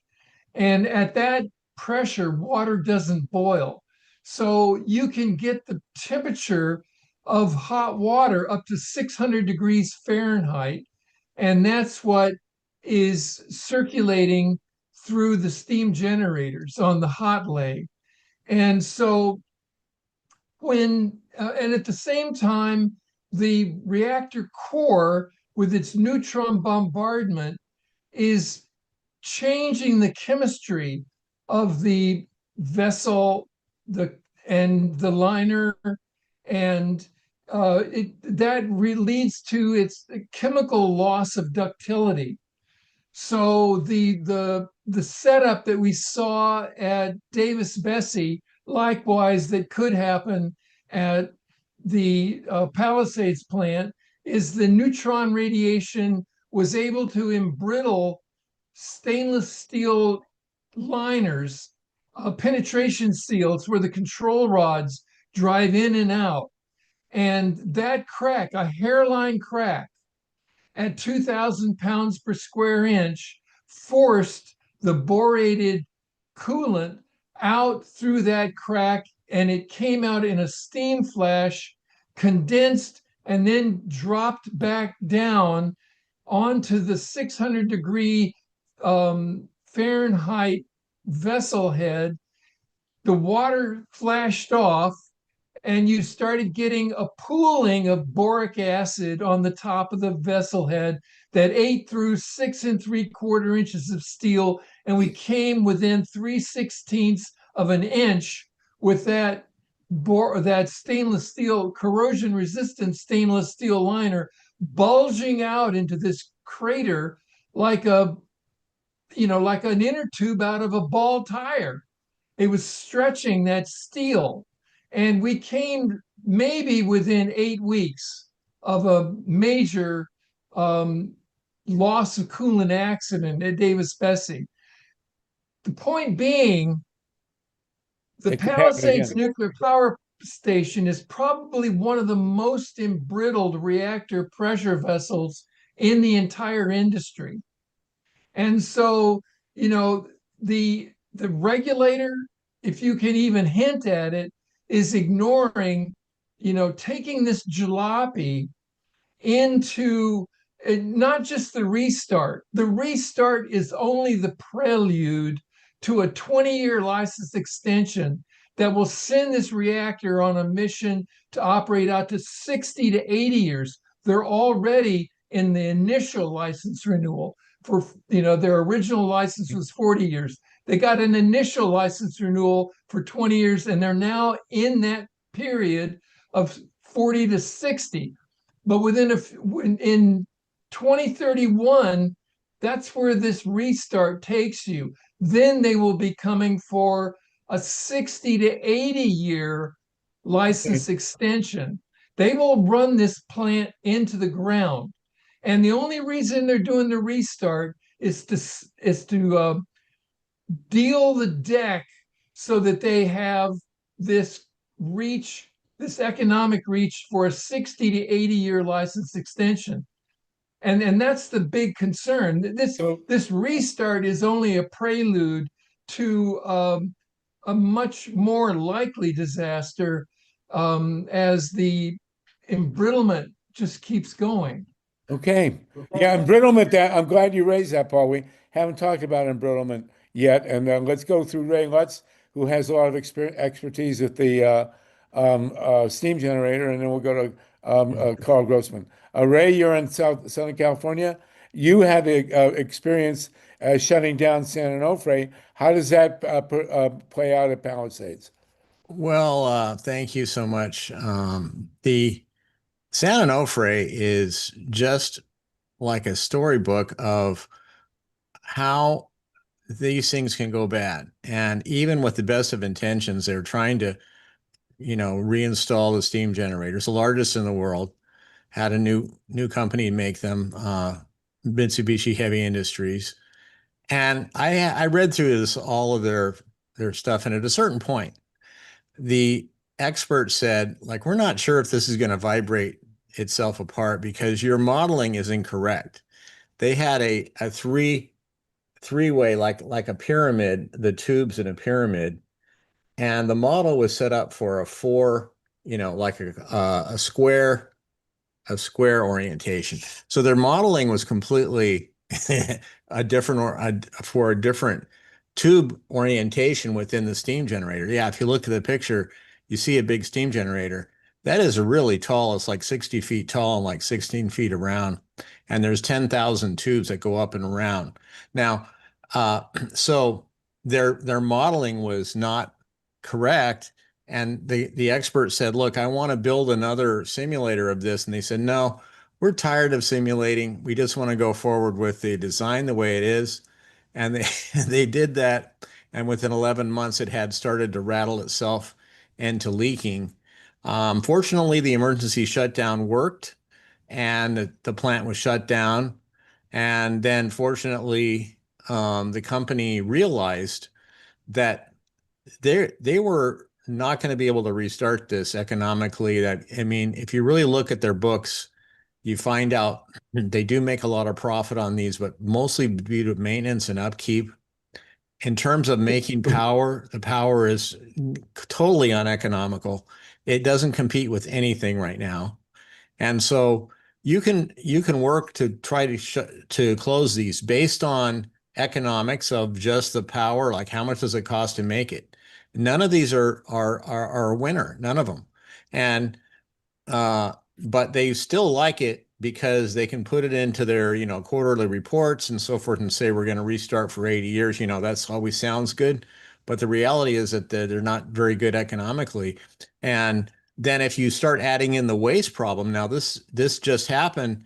San Onofre had been saying, well, we're going to move this waste off site. If you look at it, it's right by the waves of the ocean, only 100 feet away from the water line. And sometimes the water splashes up into the area. So they said, well, we're going to be putting it in a consolidated interim storage site in New Mexico. And they had all these plans for all these places Holtec was going to be putting it in. Well, that's all been canceled. There is no storage site in New Mexico. New Mexico says that they don't want it. And nobody in their right mind would say, we want to bring in waste here from around the country and put it in our state. So it's really a sad situation with the waste. And it's another place where you can challenge them and say, what are you going to do with the waste? Are you going to store it on site for basically 250,000 years? I mean, even storing something for 1,000 years is technology that we don't have. And so these are the two areas that I would suggest. I'm not the expert of Arnie Gunderson, or I have so many esteemed people here that you have. I just happen to have boots on the ground experience with this particular case, and looking at their books and looking at the waste as well from this plant is just man. And my final recommendation was to just move it away from the coast about 5 miles as a bird flies from the coast. It's about a 10-mile trip on a road. They can move it slowly. And what they had in mind was a train going through Los Angeles and Las Vegas for 1,350 miles. And this would take years and years and years. I mean, it is. And then Yucca Mountain is something that was never real. If you really look into it, it was never a real solution. So those are the two aspects. Thanks a lot. Well, thank you, Ray. That train, by the way, would have come within 5 miles of my house, so I could have waved at the nuclear waste as it went by. Arnie Gunderson, do you want to comment? And then we'll go to Carl Grossman. Arnie Gunderson, do you want to comment on the technical realities of the steam generator at Palisades as opposed to San Onofre? Yeah. Hey, I have to shout out to Beyond Nuclear and to Michael Keegan and the people at Don't Waste Michigan. Hello there.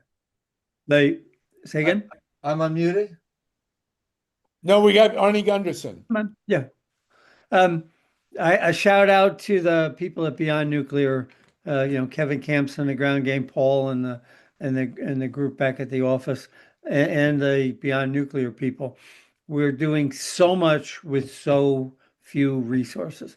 Two phenomenal attorneys, and we are just getting by. Whereas on San Onofre, there was a individual donor who ponied up a couple $1 million for a ground game to close San Onofre. They had public relations. They had DC attorneys. They had 10 experts, forces on the ground. So the effort at Palisades, we are small but mighty, but don't expect the San Onofre outcome with the funds that are going into it. It's not going to happen.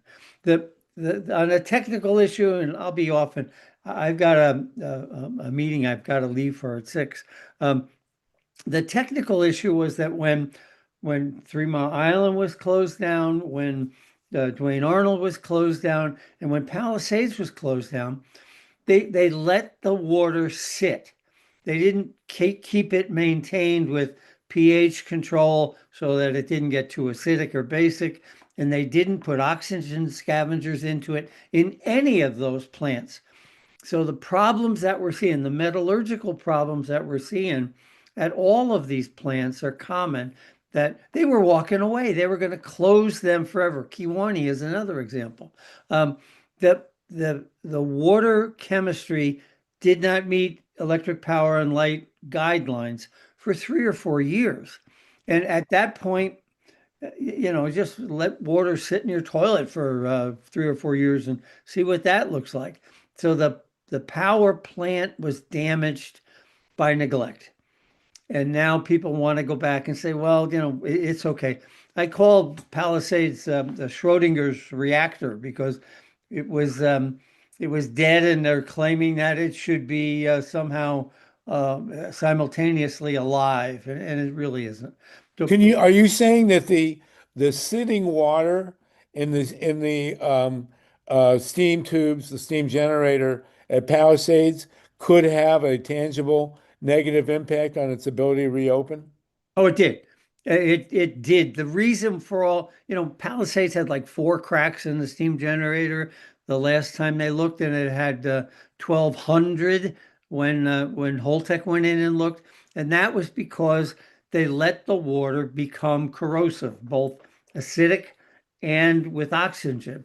So in a normal plant, when it shuts down, they still maintain the oxygen levels and the pH level, so the pipes don't crap out. And at Palisades and at TMI and at Duane Arnold and at Kewanee, they didn't do that because they were going to shut it down. Who cares? It was scrap. So now you're trying to bring back, some car that's been sitting out in the field for 50 years, rusting, because you didn't maintain it. So I have to go because of. All right, thank you, Arnie. Thank you. I'm active in we're the going to reconvene. movement What you just said is really mind-boggling. I haven't seen that. So we've had the introduction of embrittlement, and now of wet rot in the steam generators. The 2 new issues that I hadn't heard raised. Carl Grossman, and then Tata. Good night, all. Yeah. Thank you, Arnie. Thank you. No nukes. We'll get you back. Carl Grossman, did you want to comment now, please? Sure. I just want to broaden the geography here. Holtec is also involved right now in a push to dump, 100 here, City and State magazine wants to discharge 1 million gallons of radioactive wastewater into the Hudson River. Oh. This is from the Indian Point nuclear plants, which it's also it acquired to decommission. But in fact, it's talking right now, Holtec is, about a restart. In fact, that line, an accident waiting to happen, originally derived from those Indian Point plants. They're 25 miles from Manhattan in the, it's the most densely populated portion of the United States. The Hudson River is, it's a valuable water resource. In terms of Holtec, it is an out of its mind company. In fact, you might wonder, how did it get its name Holtec? Well, this guy named Singh, who was he's the president of Holtec. He put the name together, Holistic Technologies. Holistic, I would make new age people throw up. Well, it stands for a hole in the reactor head. That's mind-boggling. Again, another one, Roger, for your piece. Tatanka Bricka, you want to jump in here? Yeah, I'm not a tech person, but as I put the pieces together here, Diablo Canyon, our governor came in and convinced the legislature to shut it down. That's 3 years ago. And I'm wondering if the people in the rest of the country, everybody in the industry, you're saying, seems to know that bad news anywhere is bad news everywhere for the nuclear industry, right? Yeah.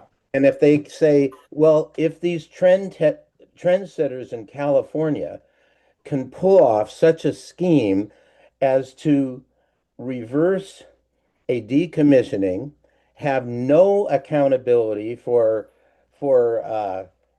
safety, no accountability for finance, no accountability for anything, and then have the ratepayers pay for the hedge fund managers at the facility to get a automatic guaranteed profit and shoot our rates up to the highest in the continental United States. If they can do that in California, well, maybe we can do it here. So I'm suggesting that Sonny Wasserman's campaign to reverse the decommissioning, to install the decommissioning, the original plan, and to stop the functioning of Diablo Canyon, wouldn't it be a great idea for the people of California and to follow Ro Khanna's example and say he's introducing a bill to have a genuine public utility rather than hedge funds managers making money off of all of us? What do you think of that? Well, Roger, let's kick it to you here in Michigan. What do you think will happen if and I agree with you 100% on that, to talk about and we had the experience, by the way, in Sacramento. Sacramento, public owned, the Rancho Seco reactor. They had a referendum and they voted to shut it down, and it shut down. Amazing. The next day, they shut it after the referendum. That's public ownership. Roger, let's assume that the Nuclear Regulatory Commission gives them a green light at Palisades. What's the real world financial implications given the information that you now have? Well, the first thing is that the NRC is in a unique position because this has never happened to them before.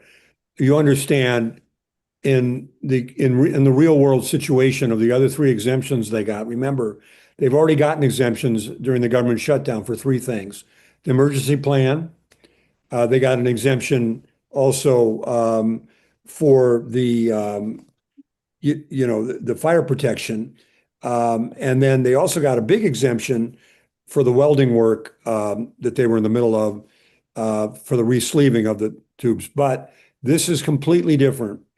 No one, first of all, has ever done this kind of work without meeting the American Society of Mechanical Engineers standards. Never happened. Okay, that's just boilerplate. And second of all, in every case when they do this kind of work, they have to submit a plan and get approval before they start. So they did this in a way that, number one, didn't comply with the regulatory standards, which makes common sense because that's why they're there. We've seen from Davis-Besse what happens when it goes wrong. So that's a worry. And more to the point, they did this work in a way that cannot be repaired. They can't go in and fix it. They can't take it apart. Once the welding work is done, they're stuck. So now the NRC knows that not only did they do it wrong, but they can't fix it. So that puts them in a very, very difficult position, because if they go ahead and not demand that a new reactor pressure head vessel is installed and it leaks, that would be devastating in every way possible to the future of the nuclear industry, including Holtec and its own plan to do SMRs on this site, plus the Trump plan and so on and so forth. So it could backfire in terms of reputational damage and the kind of coverage that we're seeing right now in Minneapolis. That's what we're talking about. We're talking about wall-to-wall coverage of a situation that may or may not actually affect public health. But in terms of reputational damage, it's almost incalculable. So the whole industry, all these startups that we're talking about, all the data centers that are going to supply these, that are going to, that supposedly are going to get supplied by nuclear power. They're putting all the eggs in one basket. And if there's anybody in the country, Harvey, who gets this, it's you, because you're the one who's been saying all along, if you put all your eggs in the nuclear basket and you fry alternate energy, clean energy, what are they going to power these data centers with? And that's the argument why they're expediting this. Oh, we got all these data centers. We needed all this power. So it's going to hurt them two ways. Number one, a lot of people are going to lose the money who sunk, including the Trumps who sunk money in this. And two, they're not going to have the power sources because they gutted clean energy to put all this money into nuclear power. So it could affect the economy. It could affect the investment community. It could definitely affect existing reactors. They'd just be hell to pay because the publicity is going to be nonstop. And this time they're not going to get away with it because they've focused so much energy on nuclear power. The investment community is going nuts. You just heard that Holtec is looking at possibly reaping $10 billion on an IPO that they've had to delay because they forgot to ask the NRC for permission to do this reworking of the welding. And they did it because for 20 years they've been putting off this work at Consumers Energy and energy. So for 20 years they've been delaying it. So obviously they needed a new reactor head pressure vessel. They just chose to put a Band-Aid on it and hope that it works. I don't think the NRC is going to be real excited about approving this. And if they do, they know the Trump appointed NRC is going to be really vulnerable and be called on the carpet for it. Well, I think that your article that you're going to write about this will have more power in the investment community than any rubber stamp from the Nuclear Regulatory Commission. The reason we're here today, Harvey, is that the investment community gave up on light water reactors because they saw the damage it did in Georgia, where rates went up. It was double the cost, billions of dollars over. It was very late. Why would they want to sink more money into a losing that takes 15 to 20 years? So. Yeah. Well, actually, more to the point of the Vogtle is VC Summer in South Carolina, where they dumped in $9 billion for a hole in the ground. I mean, it's mind-boggling, but I don't see how the investment, I don't care, in a certain sense, I don't care what the NRC does. I don't see how the investment community could ever buy into this. Never. Well, from your mouth to God's ears, or maybe to Jamie Dimon's. Michelle Anonymous, and then Maya Reeson. Go ahead, Michelle. We still have 74 people with us, for God's sakes. We are going to stop at 4:20, so that gives us 17 minutes. Go ahead. We had Paul Johnson had his hand raised first. And where is he? I don't see him. There he is. Go ahead, Paul. Go ahead, Paul Johnson, please. There you go. Yeah, I mean, I'm very unhappy about this. They're trying to restart this. It doesn't make any sense, except the guys running the company think they're going to make a lot of money. So they're getting all these government grants and subsidies, and it sounds like a big grift to me. I mean, are they really intending to restart this, or is it just a scam to do an IPO to get a wad of cash?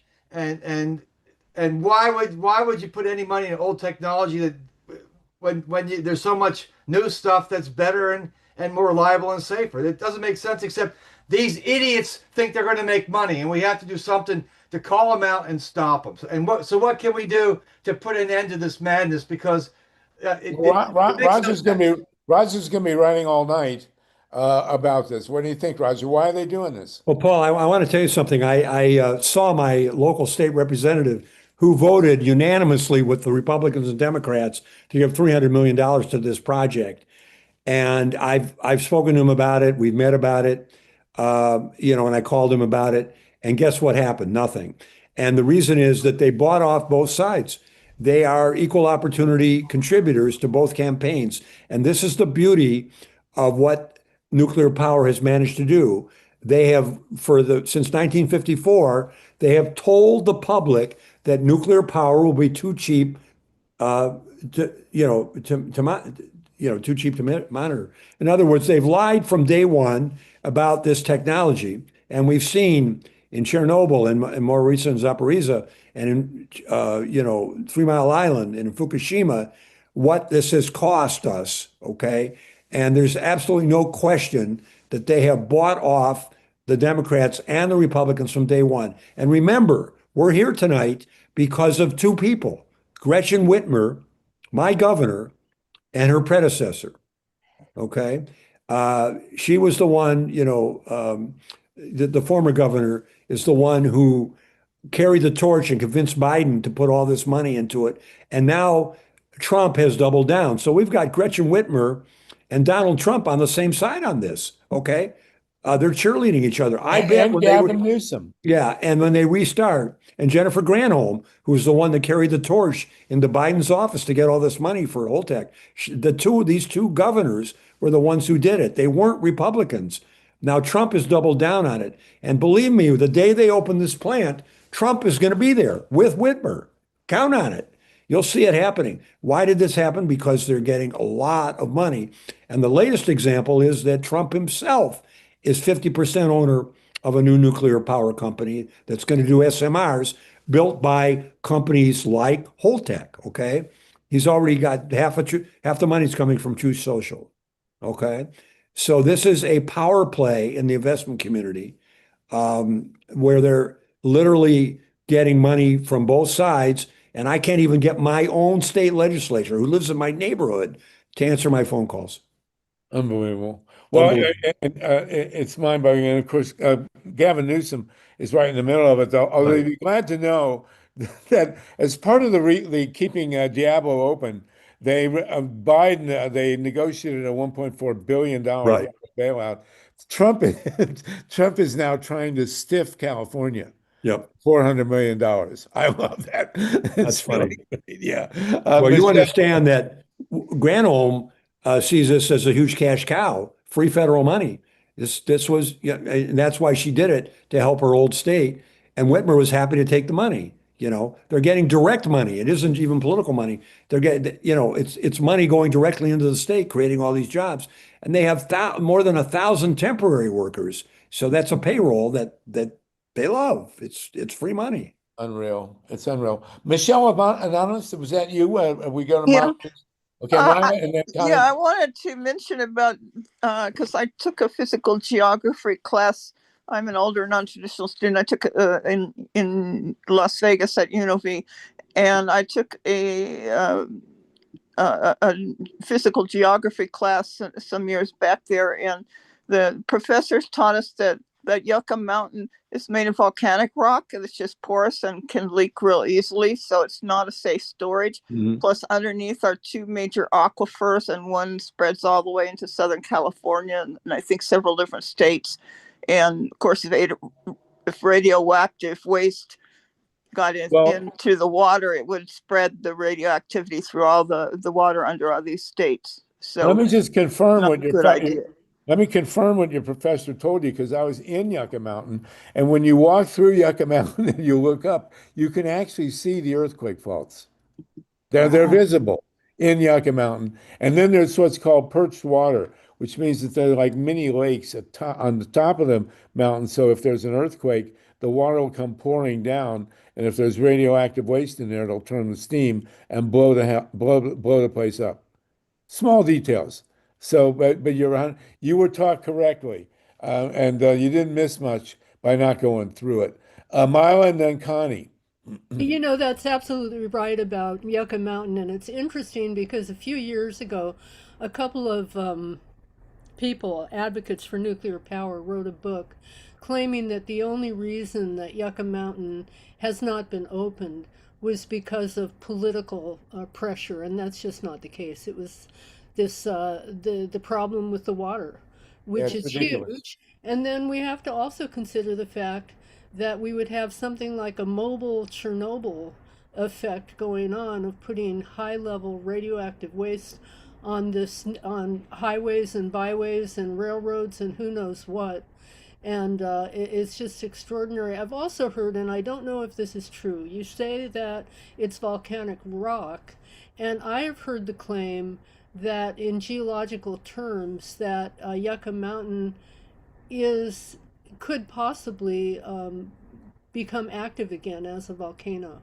Yes, there has that been that claim. With the next, yeah.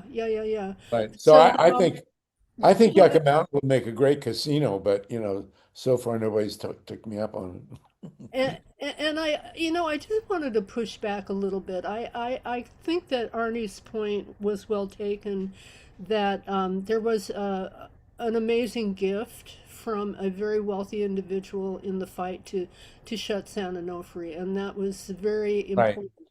But the organizing that went on in the local community was phenomenal. And I think that we don't necessarily have to just rely on some super wealthy person to help us stop Palisades.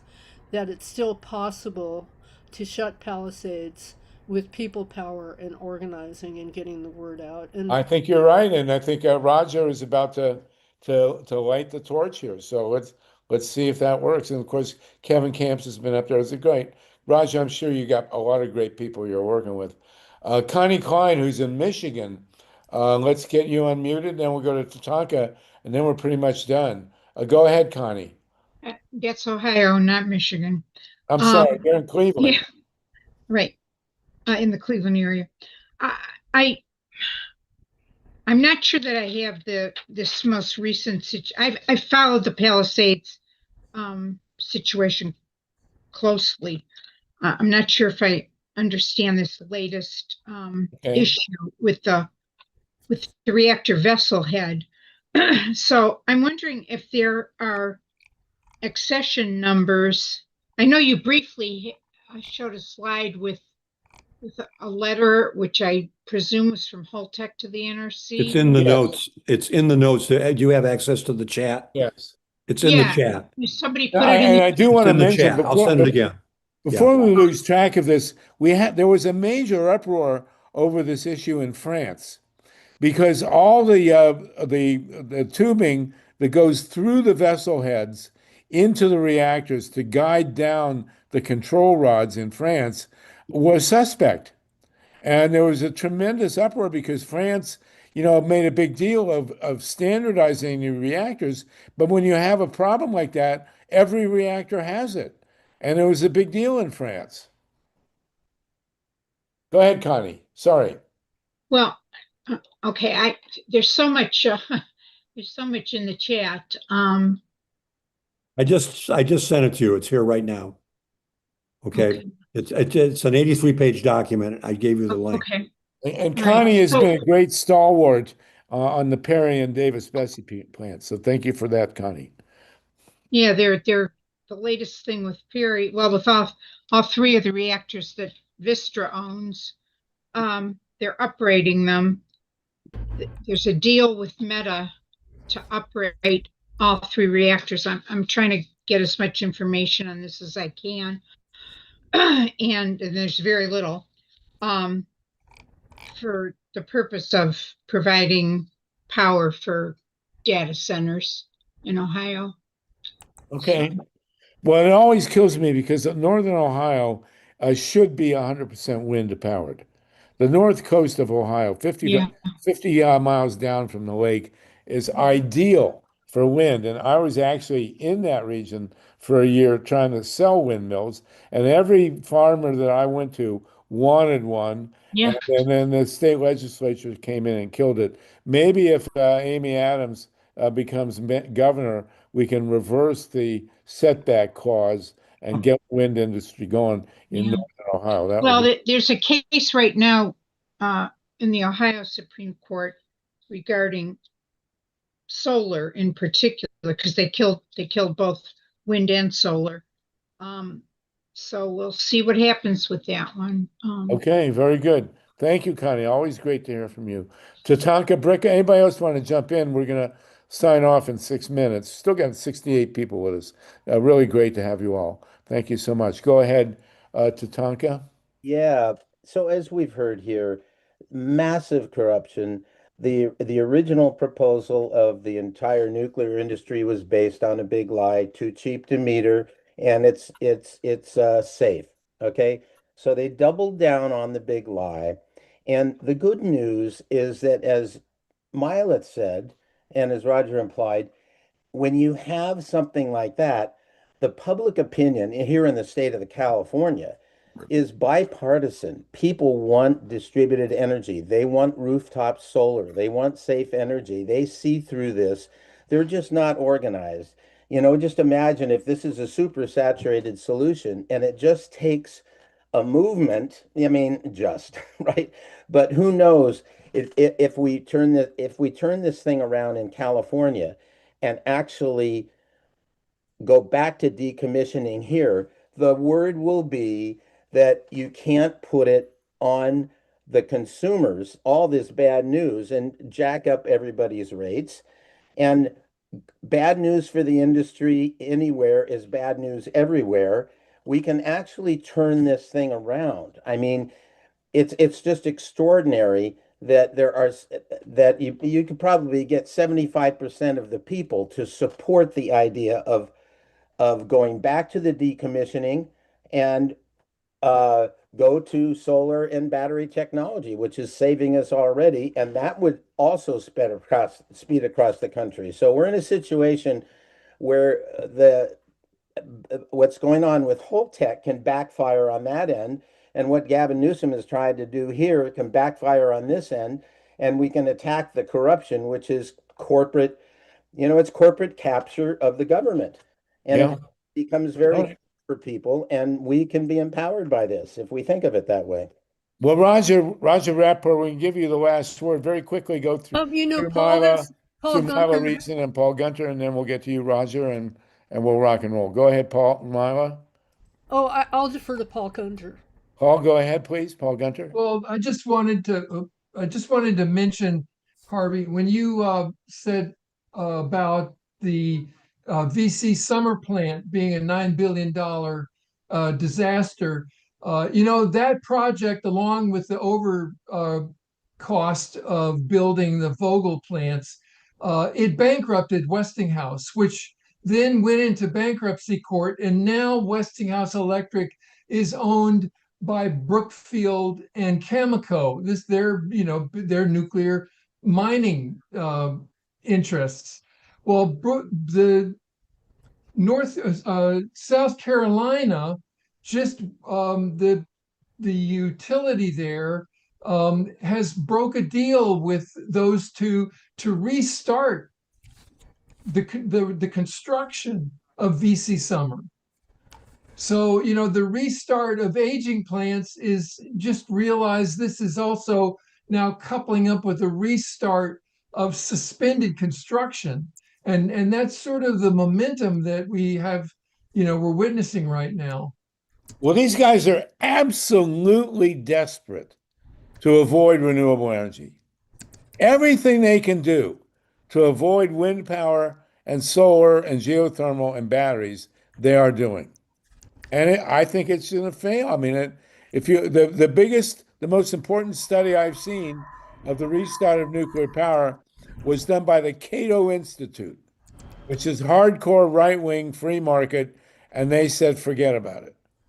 So these guys, as I say, they'll do anything to avoid renewables, and here we are. Roger Rappaport, you're about to write the obituary tonight. You want to wrap us up? Well, it's interesting that you make this point because, believe it or not, the source of this information, the reason that we're having this conversation tonight, is someone who's been involved in the nuclear industry for quite a long time. And I would put it this way. He has made it very clear, and this is somebody who knows what he's talking about, and he's not alone. When he talks to nuclear power executives all over the country, they all say the same thing. what the hell is going on at Palisades. They're scared to death that this, that this plant is going to crater all of their effort. And I want to just leave with this one point. In my local newspaper, the Motley Fool, okay, has advised people that they are smart to get in right now with guess who? Holtec and all the other companies that are promoting these SMRs. Get in now because it's cheap. And I have to say that if the person who wrote that column wasn't under the advisement of one of these nuclear companies, I'd be terribly surprised. They have the best public relations machinery in the world, and they have all the money in the world, and they bought off my governor and her predecessor and my entire state legislature, including my Democratic state representative who lives down the street from me, who won't return my phone calls. He's a nice guy. Well, and the point is, money talks. No, it swears. Remember Bob Dylan? Money doesn't talk, it swears. And I think these industry guys, they all ate the brown acid. I'm glad that we had Ro Khanna on with us because he does have a history of understanding this. And I think we're on the brink of winning, frankly. I just thought Palisades is so crazy, as you're about to point out, Roger, that I don't think they can go there. Let's find out. Everybody, this has been a historic conversation. We're at 4:21 California time. Time to go out and toke up. Still 66 people with us. This has been fabulous. Roger, Paul, Thank you. Carl, thank you. Ray, let's Thanks, Carl. joining us, smile, everybody. No nukes, everybody. We will see you next week in Solartopia. Take care. Miley, you had one more thing, didn't you? Did you miss your last comment? Oh, I was just going to encourage people to help us spread the word by sharing the video that will be on YouTube or is on YouTube about this very important conversation. So if you haven't already subscribed to our YouTube channel, please do it. And is that, Steve, is that the name of the channel is Green Grassroots? I don't have it right in front of me. What's it Election called? Protection. What's it called? Yep. Green Grassroots Election Protection. Is our YouTube I will, channel? so it starts with Solartopia with the trademark Grassroots Election Protection. Solartopia Grassroots Election Protection. I'll copy it and paste it in the room. Can you paste it in now? Yeah. Well, I'll just show you the page. How's that? Yeah. Please help us get the word out. I see it. Okay, I got it. Yeah. There. Got it. You can see it right here. Right. Thank you. And we're gonna transcribe this and send it around, Roger. And thank you. Roger, I want to have you again. I want to get Peter Bradford and Great. Greg Yasko on. Okay. All right, you guys. No nukes, everybody. Thank you. Yeah. Bye-bye. Look for your draft tomorrow, Roger. Yeah. Thanks a lot. Thank you. Bye-bye.